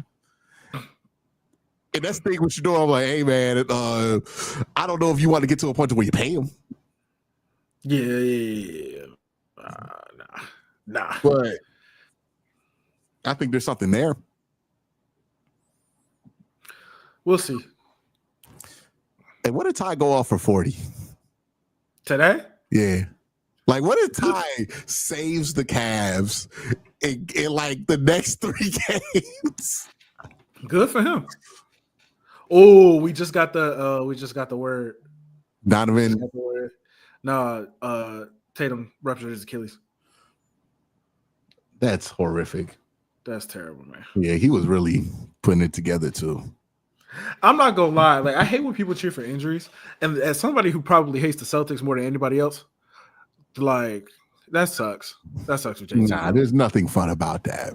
Nah, that sucks. There's nothing, because you don't want to beat the Celtics without Jason Tatum. Like you want to. Yeah, it don't even like. Yeah, it's you're losing the competitive joy of even going up against somebody who's playing as well as him. You know. And honestly, one of the best young players we've seen for real. That puts the NBA in a tough spot too, because like, who's going to be the face of the league, right? Like that's been a big question. Is another guy who goes down. I mean, he's going to miss at least a year. It looked really bad. Non-contact. Yeah, it's probably what Anthony Edwards you hoping on. Yeah, Anthony's not consistent enough though. Yeah, he gotta. And let's be real, Cove. He playing fucking Minnesota, dog. And no disrespect to Minnesota, but ain't man, you was waiting. You was waiting to take that shot. You trying to watch it? You trying to go watch Minnesota games? You was waiting to take that shot. You think Michael Jordan would have been the same if he played for the Timberwolves? If they would have won, yeah. No, it wouldn't have been the same. We'd be like, oh yeah, Mike was a good player. One of the best of his generation. It wasn't a hit like that. He need to go somewhere else. Like, that's the only time I'll root against a small market team is with the good players in Minnesota. Look at what it did for Cat. I'm out here rooting for Cat. Now, I'm not rooting, but I'm out here saying, you know what, Cat deserves this run. Hey, The haters were mean to him last year. The haters. I'm glad Cat is shooting back at his haters. The haters? The haters? You are the haters. What, brother? What? You are the haters. Cat, man, I'm glad Cat overcame the adversity. That's fucked up. That's fucked up. I'm happy for Cat. You are a liar. I'm gonna do that Shaq shit. You know how Shaq be hating on somebody? I was trying to make him tougher. You know, I knew what you had in you the whole time. You saw him trying to pull that bullshit off on Dwight. You know, I knew what you had. I just wanted to get more out of you. Like, shut up, Shaq. You the dude who said you gonna get healthy on company time. Who are you to push anybody? Like, your whole beef with Kobe is Kobe tried to push you. Like, but yeah, I'm gonna do the Shaq shit. Yeah, man. You know, y'all misunderstand. When I'm talking about Carl, it's like some brother shit. I just want to see him succeed. So when I said it should have been him, I just wanted him to be tougher. Okay. You are the worst. You are the worst. Yeah, but good for Cat. At least I stand on my hate. Now let Cat fuck up. There you go. See, there it is. There it is. See, told you can't win a championship with him. Like, they gonna get to within one game of the NBA Finals and play the whole fucking thing on Cat. Would y'all thought Cat could beat Jokic? Come on. Come on. I would just love to point out how, like, we're about to see a Knicks Pacers Finals and nobody saw that coming. Like, I mean, Eastern Conference Finals. Somebody said, never forget the Cade York is legend video by Q. Oh, yeah, when he made that field goal to beat Baker Mayfield. Oh. Yeah.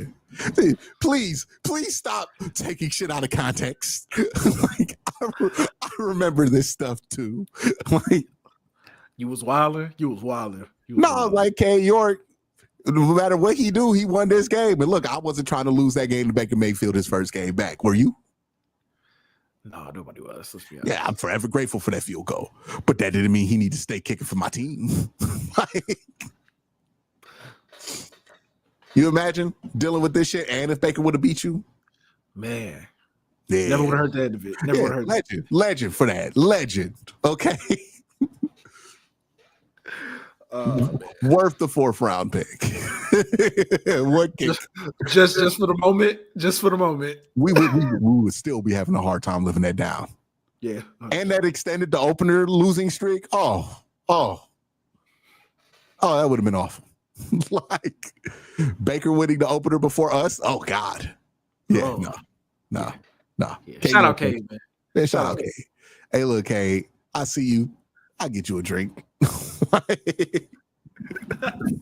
See you, I get you a drink.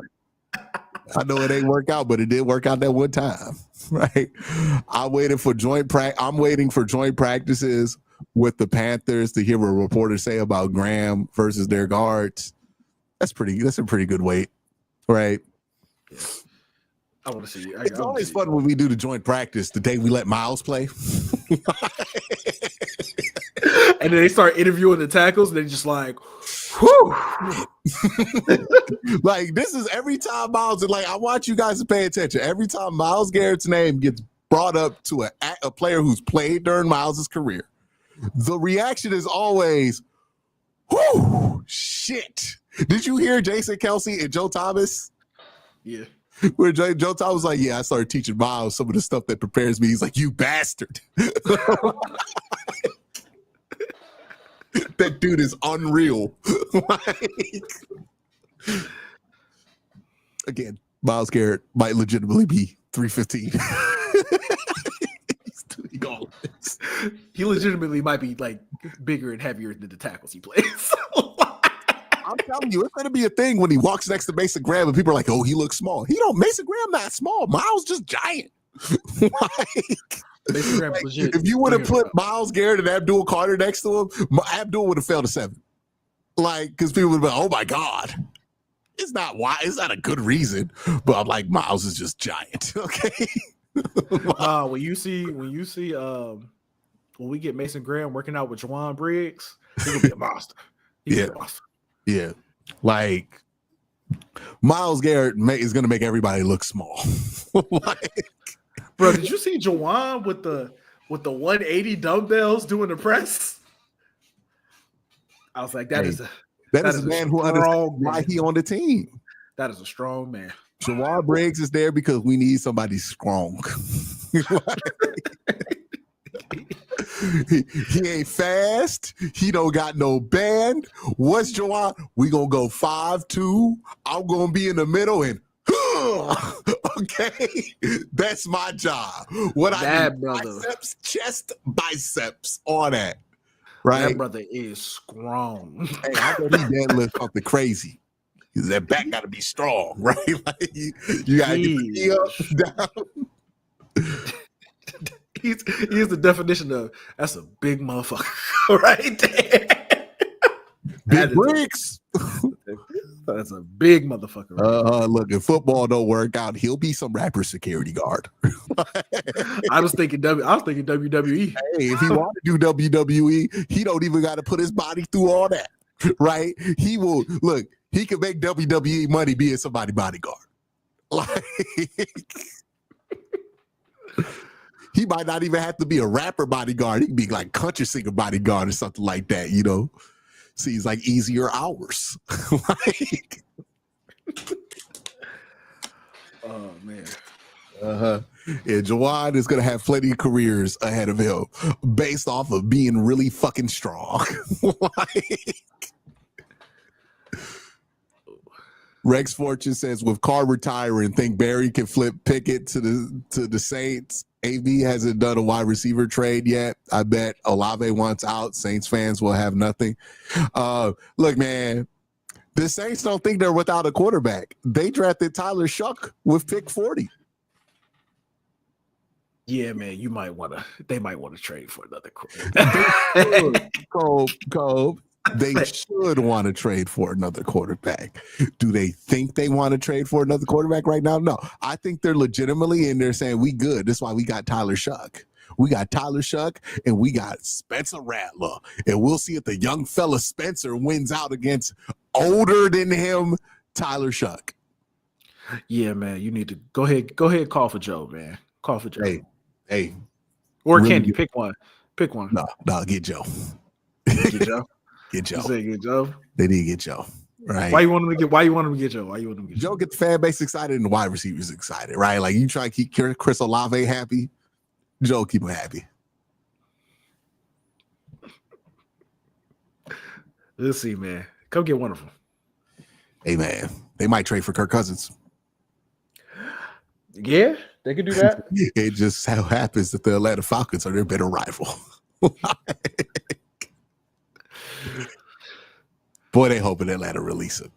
But I just want to point out how Derek Carr is like the best quarterback that you could be, to where Derek Carr is the best quarterback that could retire and nobody gives a fuck about. Like nobody was upset. Nobody was sad. People were celebrating, actually. Yeah, they were celebrating, and what's behind them is Tyler Shuck and fucking Spencer Rattler. Yeah, that's crazy. That's crazy. Dang, what did Derek Carr do? Hey, you know what? We thinking about this the wrong way, Cole. They don't need to trade for Joe Flacco or Kenny Pickett. You know what they need? They need to get some excitement in the building. They need to get a former franchise guy. They need to get another number 4 in that building. Deshaun Watson is available. Go ahead, trade for him. You wanted him before. Weren't they one of the final teams? Listen, hey, look, if you want to help us out, go ahead. The money off too. Yeah, that's a problem. Look. We'll make it so you only got to take like 25. 25 a year. You know what I mean? Make it sound like a discount. Yeah, So like, we'll you a eat favor. 20, dog. We'll eat 20, and then you get a former All-Pro player. He's just coming off Achilles. We just moving on to some younger players, but y'all in that window. Y'all can make the playoffs in the NFC right now. And Deshaun really need to be in the South. He needs to play the dome. He needs to play the dome. Yeah. You get Deshaun in the dome, it's gonna look different, man. So look, we'll eat 20, man. Like, where else you gonna get us somebody to eat 20? 26 million for a quarterback? That's nothing. It's nothing. Let's go ahead and take Deshaun, man. We'll throw you a fifth. Please take him. Please take him. No. You did to take him, man. Like right here, right now. Please take him. Just take him. Hey, man, take him. Yeah. What contract you want to trade us? We'll take Alvin.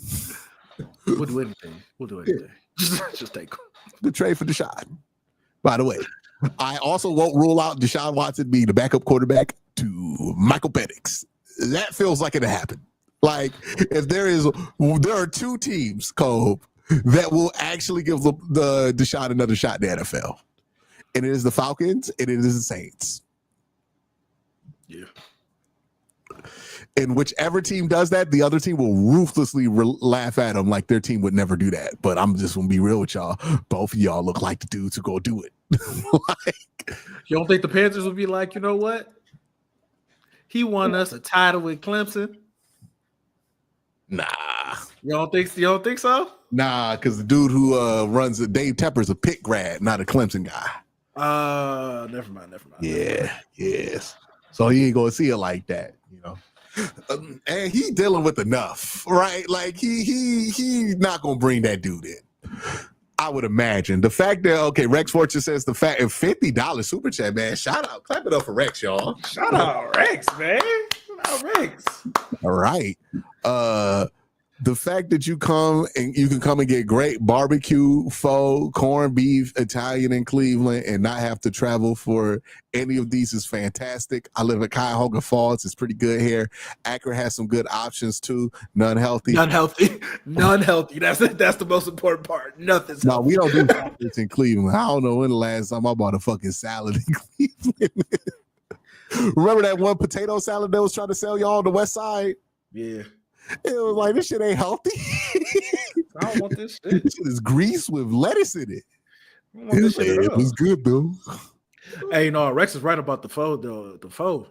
The Asian food in Cleveland be so good, bro. It's so good. It's a legitimate Asian town in Cleveland. Like, this shit ain't in every city. Like, whatever you like to eat, you can find it in Cleveland, bro. You can find it. It's going to be good. Yeah, that's the problem. Right. And the thing is, ain't Dewan from here? Nah, Dewan from Indiana. Oh, he from Indiana? Yeah, he from Indiana. Ah, well, he gonna have to explain some shit to us if the Pacers take us out. Yeah, man. By the way, I ain't seen Dewan at them Cavs games, man. What's going on with that, bro? Who you picking, Dewan? You know who you picking? You picking the I Pacers. need Dewan back in that LeBron jersey that he was wearing at this game, front and center. Nah, I need him to pick his side. He picked his side already. He picked his side already. You know what side he picking? Wait, he picking Pacers? Yes, he's from Indiana. He's a Cav fan, though. By the way, Dylan Gabriel, you are a shameless bastard. Okay. Oh, wait, with the guards hat? Yeah. Hey, I was like, I like that. Beachwood right before he walked in, just like got himself like that. I like you are that. shameless. I appreciate that. You know what I'm saying? Shout out the guards too, by the way, man. Looking good lately. What's their record? I want to say 25 and 15. Hold on. It seems like every year the teams other than the Browns give us hope just to hurt us. I mean, that's better than hurt us from the beginning, like the And then the Browns are like, oh yeah, we just don't fuck around. Like, they just. Oh, I definitely lied. 24 and 17. Okay, so they're not even that good this year. Hold on, let me see where we at in the standings. Don't do that. We got the same records. We got the same records the Yankees. Okay, but do you think you're gonna beat the Yankees in the 7-game series? So you're not the same record. Y'all got the same record. You're not the same team. Only second in Detroit's 27-15. And They're good. They're good this year. I'm not gonna lie, they're good this year. We got the wild card though. Hey, this is wild. Dylan knows his fans. He said Dylan knows his fans. What you mean Dylan knows his fans? What that mean? Elaborate. Dylan knows his fans. Okay. Well, this has been Q and Cole. Been a fun episode, a short episode. Hold on. The A's are 21-20? Holy shit. Were the A's? Are they in Las Vegas yet? Or are they still in Oakland? I think they play in Sacramento right now. What? Something like that? Yeah, like they're not playing in Oakland anymore. I think they're playing somewhere. They're playing like somewhere random. By the way, I got a backlog I'm trying to kill on my PlayStation 5 right now. This is the time of the year to do it. So I got Game Pass and I got the PS5 games on there, the PS5 Plus games. I've been trying to beat the Watchdog games, even though they play better on Xbox. You into the Watchdog? You into Watch Dogs? I just wanted to play it because it looked interesting. I've been wanting to play it since I saw the first trailer. So I got Watch Dogs on there. I did download Oblivion because it is free on Xbox if you have Game Pass. Oh, the remaster? Yeah. Oh, yeah. I can't figure out how to get out the cell, so I just closed it. What is wrong with you, dog? What do you mean? How do you not figure out how to get out of cell? They literally tell you. I didn't wait that long. I just was in there. Somebody came to talk to me. It's literally the tutorial that tells you how to get out. Then I closed the game. I might jump back to it. I downloaded Starfield. I don't know if that's going to be fun. I heard mixed things about it. Oh, you can apparently get that game that people were talking about as like the best game ever, but then it looks like a Final Fantasy type game. It's Claire Obscure Expedition 33. Yeah, it's like a RPG with turn-based fighting. It's like it's turn-based, but it's also like live too at the same time. It's insane. Like you have to play it. It's crazy. Okay, so what games should I play?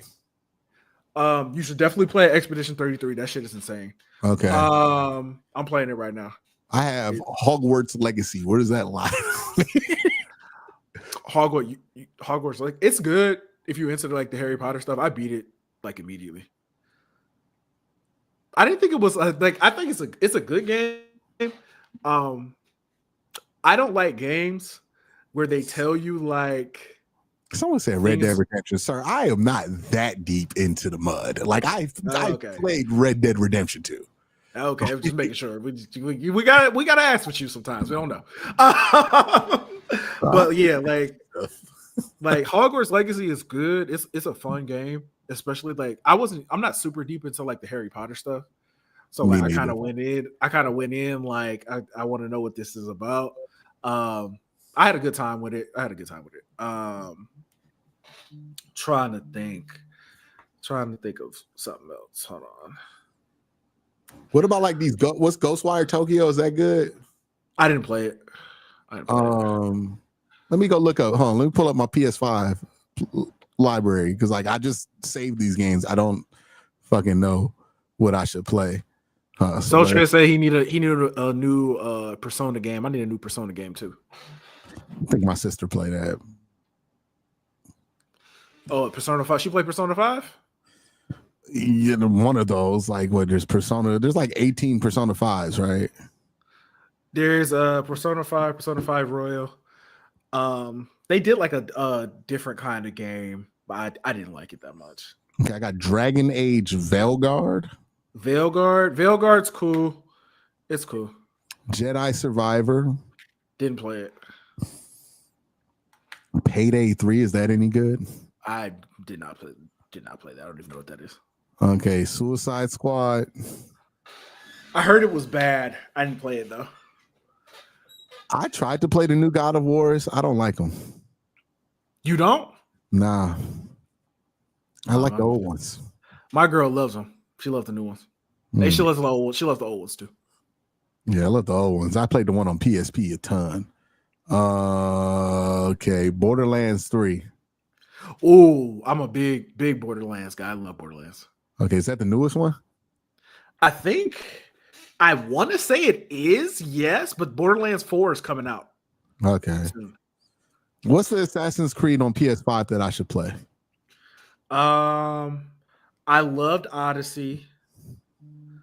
I haven't got deep into Shadows yet, which is the most recent one. But that's because I'm playing Expedition 33, and that's taking up all my time right now. Last of Us 2, I got to finish that. Are you watching the show? Nah, because I want to finish the game. Got beat the first game, yeah, but actually beat the first game twice because I was playing it on the PS3, PS4 upgrade, and then the remaster came out, and I was like, well, now I want to play it again, so I beat it again on the remaster, and then I was like waiting for the Last of Us 2 remaster to come out so I could beat Last of Us 2, but I don't know, it's just the games are good, it's just a lot, bro. Them stories are fucking a lot, and I'm like, oh, the Cavs go out at 5 games. I ain't trying to watch nothing that's making me sad. Like, so I never played the games. So I never played The Last of Us or The Last of Us 2. So okay. I'm watching the show, and I'm just like, man, the show is really good. But when we get to certain parts of the show, because my girlfriend, she's watched the entire like the game version of the story. So if there's something that happens, she's like, okay, no, you need to see like the game, how it happened in the game, so you can compare. And I'm like, oh. Okay. Now there was look, I played the first game. You watched season 1? Yes, I've watched all of season 1. Okay, so I was watching, and then I got to like episode 4, and I saw the young brother show up, and I was like, oh, nope, not the best place. Yeah, that hurt.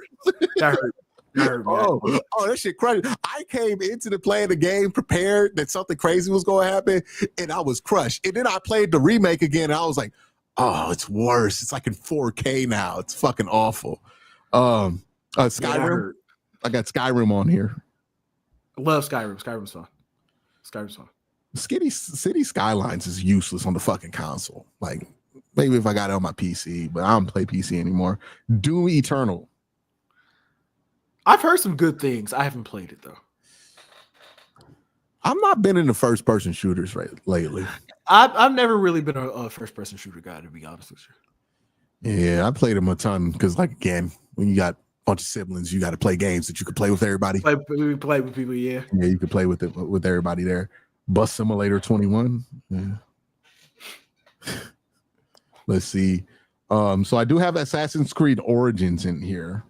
Okay. Oh, I do have Odyssey too. Odyssey's good. I like Odyssey a lot. What time period is Odyssey? Is that Roman? It's Greek. Greek. And what time period's Origins? I can't remember off the top of my head. Final Fantasy VII Remake. Fire.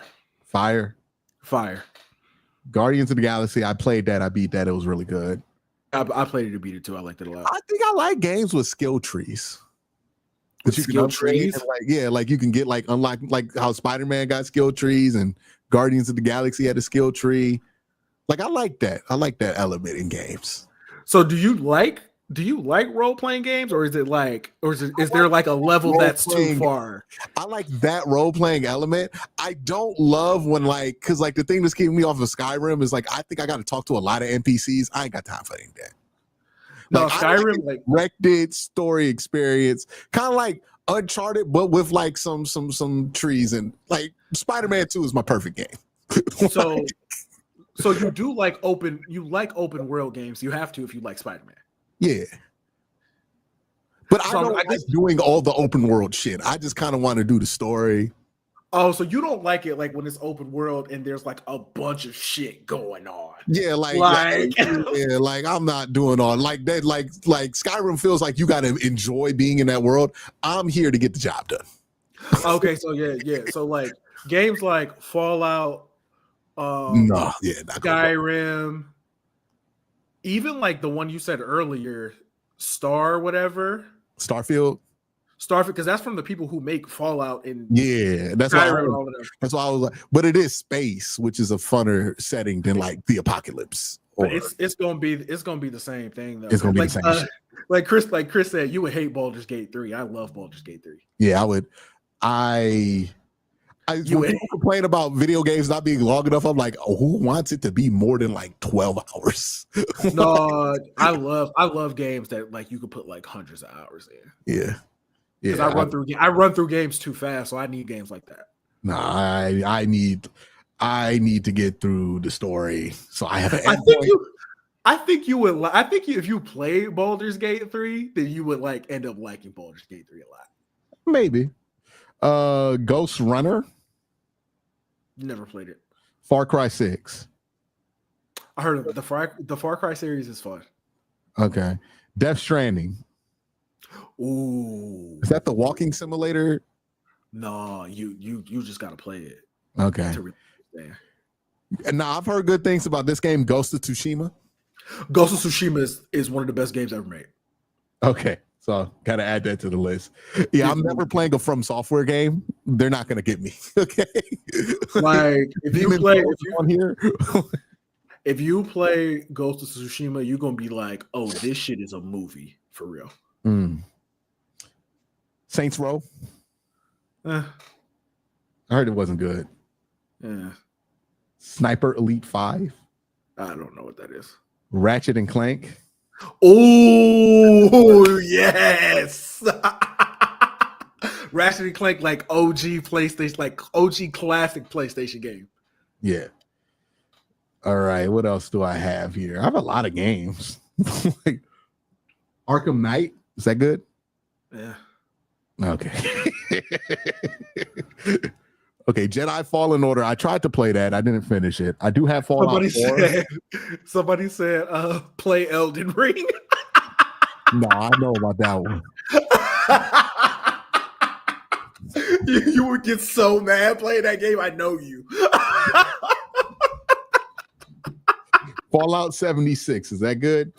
Fallout 76 is not good. It had so many bugs. Fallout 4 is amazing, though. Is that the one that was on PS3? No, that's Fallout 3. That's the one where like you had to pick the headshot thing. I was always like, who the fuck wants to play that? Oh, with that? Oh, yeah, you got to play it. It makes the game so fun. I guess that's what it's called.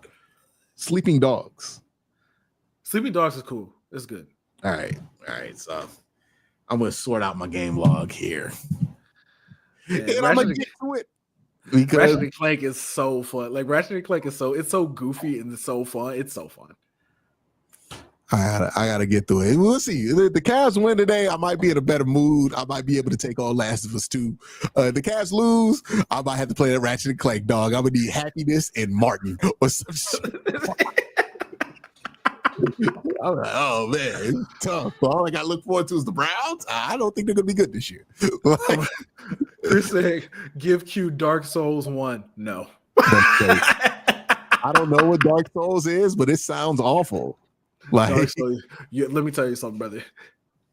You're not gonna like you're not gonna like that. I feel so washed when I look at video games now because like so much of it is like these gothic, like medieval-ish time period things. I'm like, I guess that's what's like hot right now. And I'm like, damn, bro, give me something in the future or something like that. Like I've been Cyberpunk. Cyberpunk, is that gonna be too? Oh, but Cyberpunk is first person, so you're probably not gonna like that. Well, I have it already.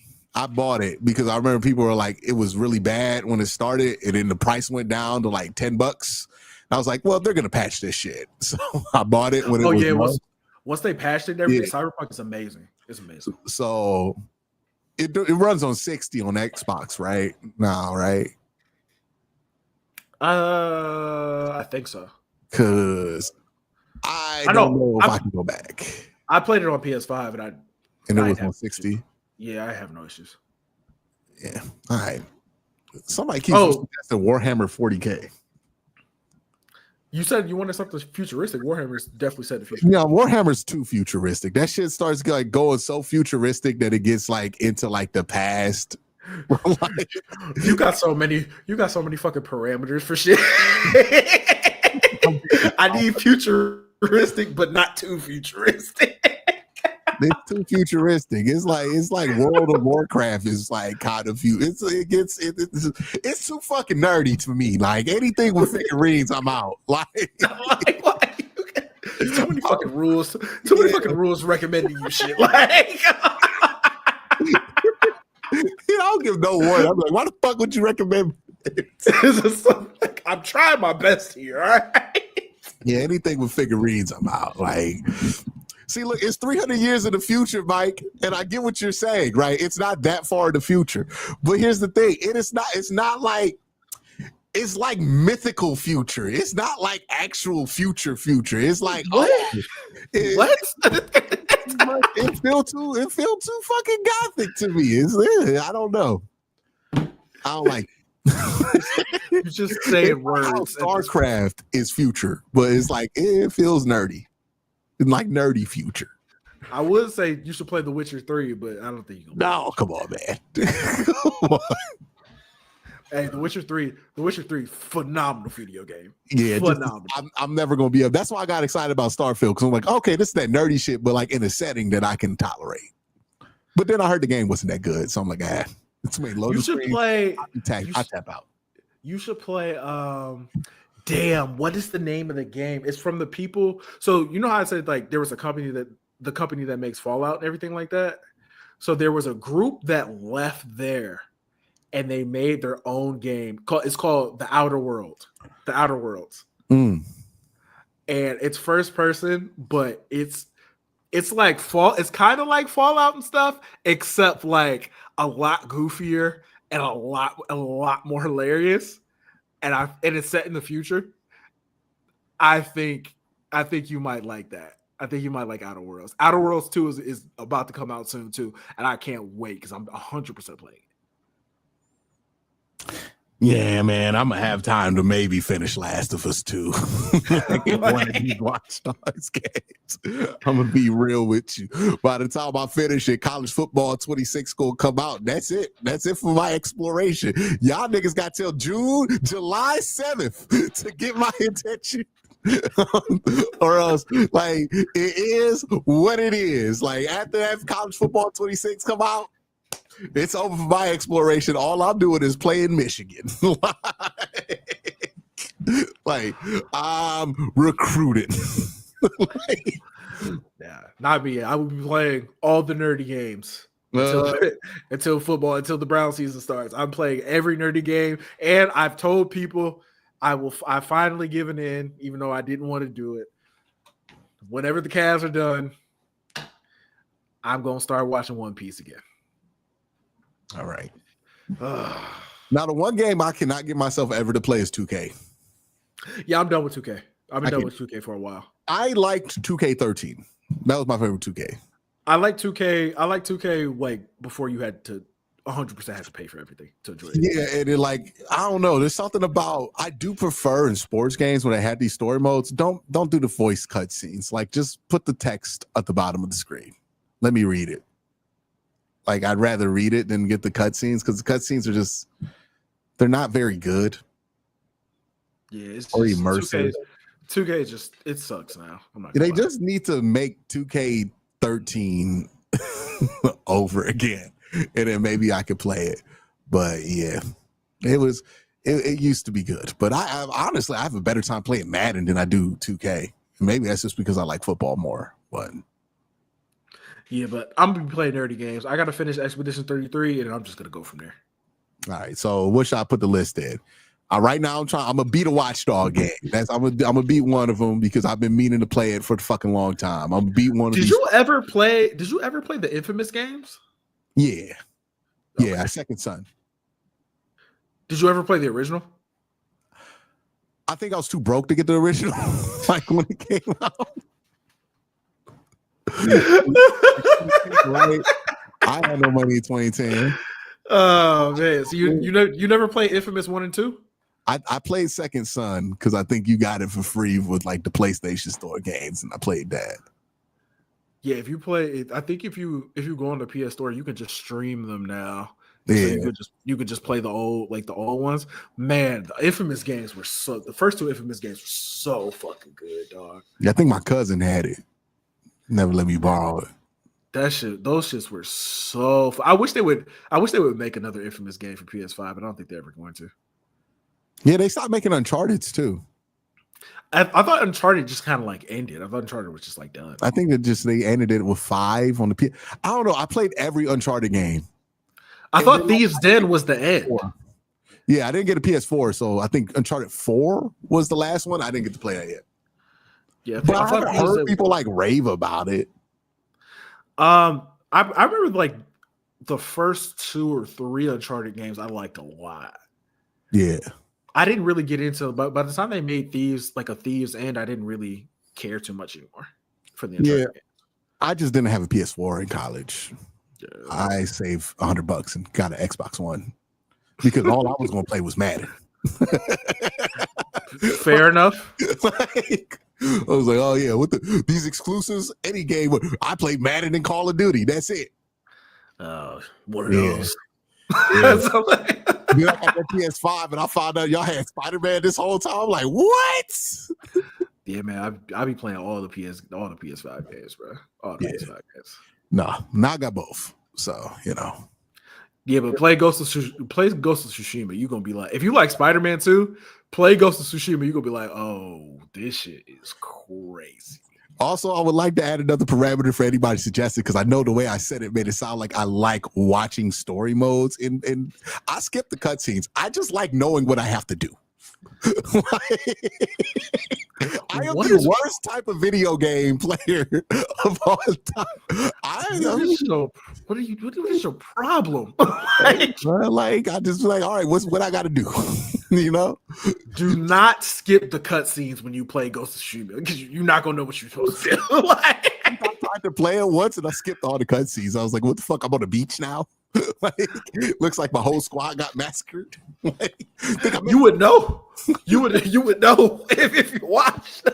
I had the worst combination. I got ADHD. like it is awful for video games, dog. I just get bored. I'm like, all right, y'all talking. Let's skip. Let's play.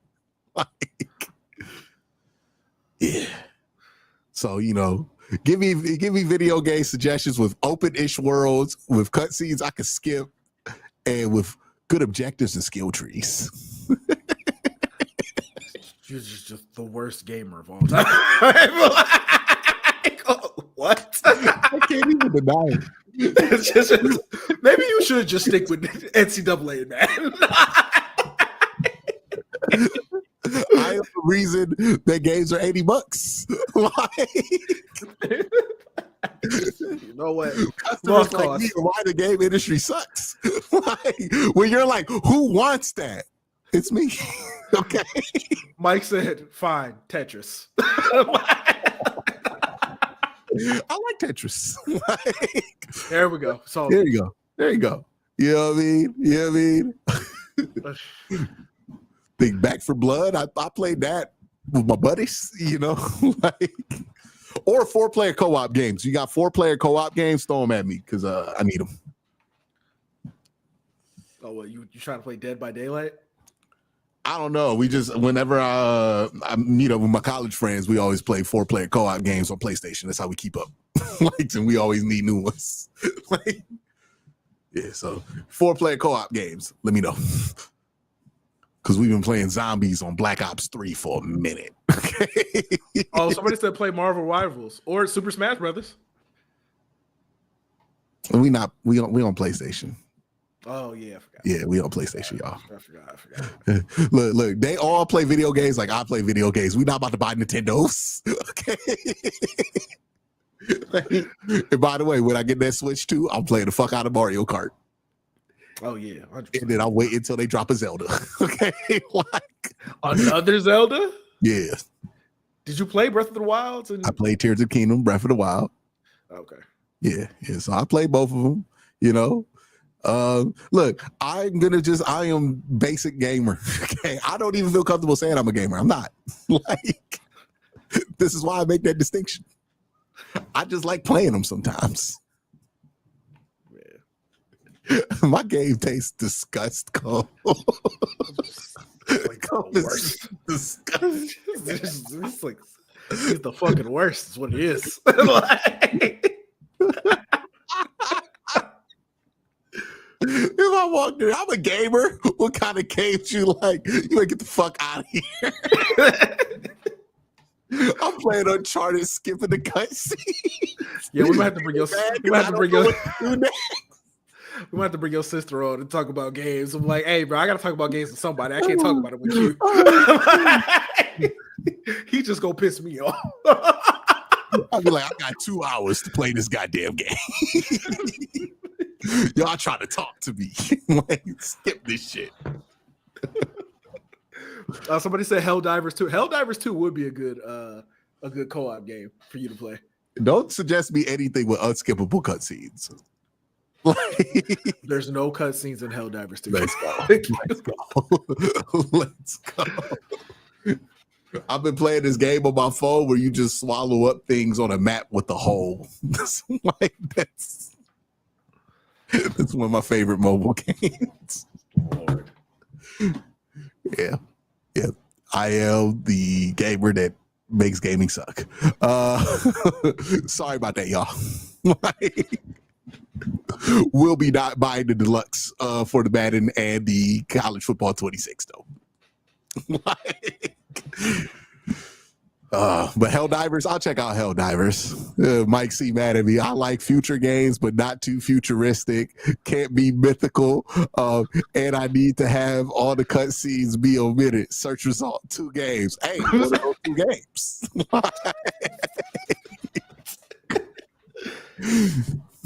Which Call of Duties did you just recommend me? I haven't been able to get through a Call of Duty story mode in a long time, too. Man, the Browns are playing the Jets week 1? What? They released the schedule? Who is ATL? Who is ATL Will? Who is this? I don't know. That seems like it's about our time to go. Y'all have a great day. Have an even better night. Kobe, you got anything to say to people before we go? Hey, let me just shout out everybody who super chatted because we always appreciate our super chatters. Small Useless Bread, Autistic Kid, Rex Fortune, Iceman the Boss, Peter Griffin. Shout out Peter Griffin, man. Shout out Peter Griffin. Rilo Forehead. And yeah.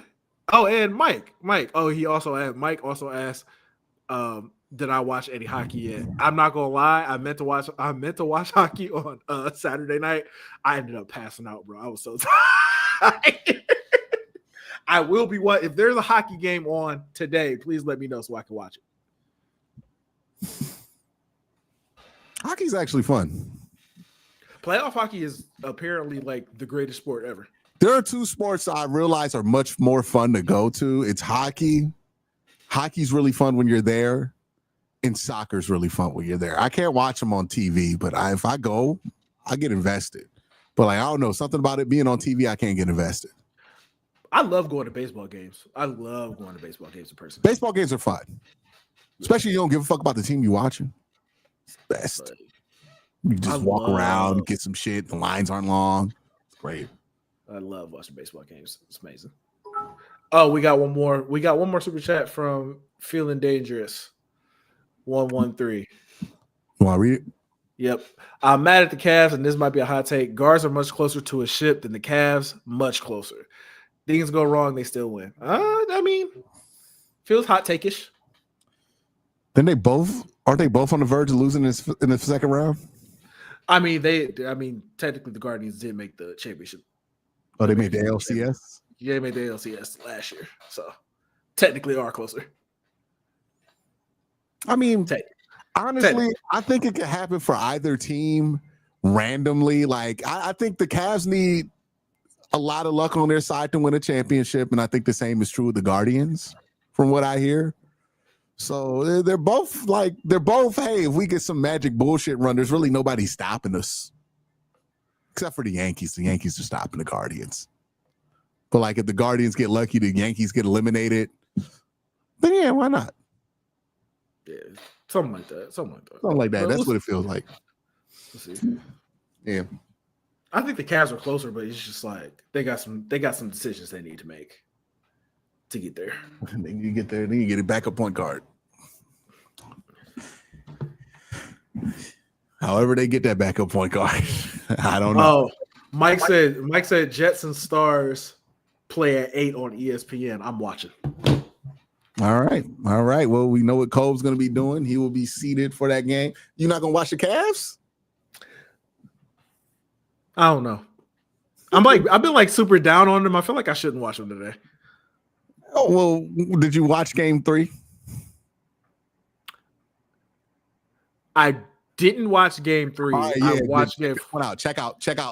I did watch game 3. Watch that fucking hockey game. And I don't want to see you tweet nothing about the Cavs tonight. Watch the hockey game. You the reason we losing. Oh, here we go. That was my fault. Not Tai Jerome. Nah, it was me. If you wasn't watching, Tai Jerome would be smacking these shots. But nah, Cole, you out here putting your bad luck on it. You know, you get it. Giving everybody that. No, but let me tell you what happened. So like game 2, I couldn't watch. So like I was just like looking at the scores on my phone. And then when I finally got to watch, it was like the last minute of the game. No, you. It's you. I was like, no. Stay away from this fucking game. Oh. So I did watch game 3 and then they won. Away. But I didn't watch game 4 either, and they got smoked. So it is what it is. You know, I'm gonna blame that one on Curtis. But you stay away from this game. Okay. So I might not watch. I might be like, you know what, I'm good.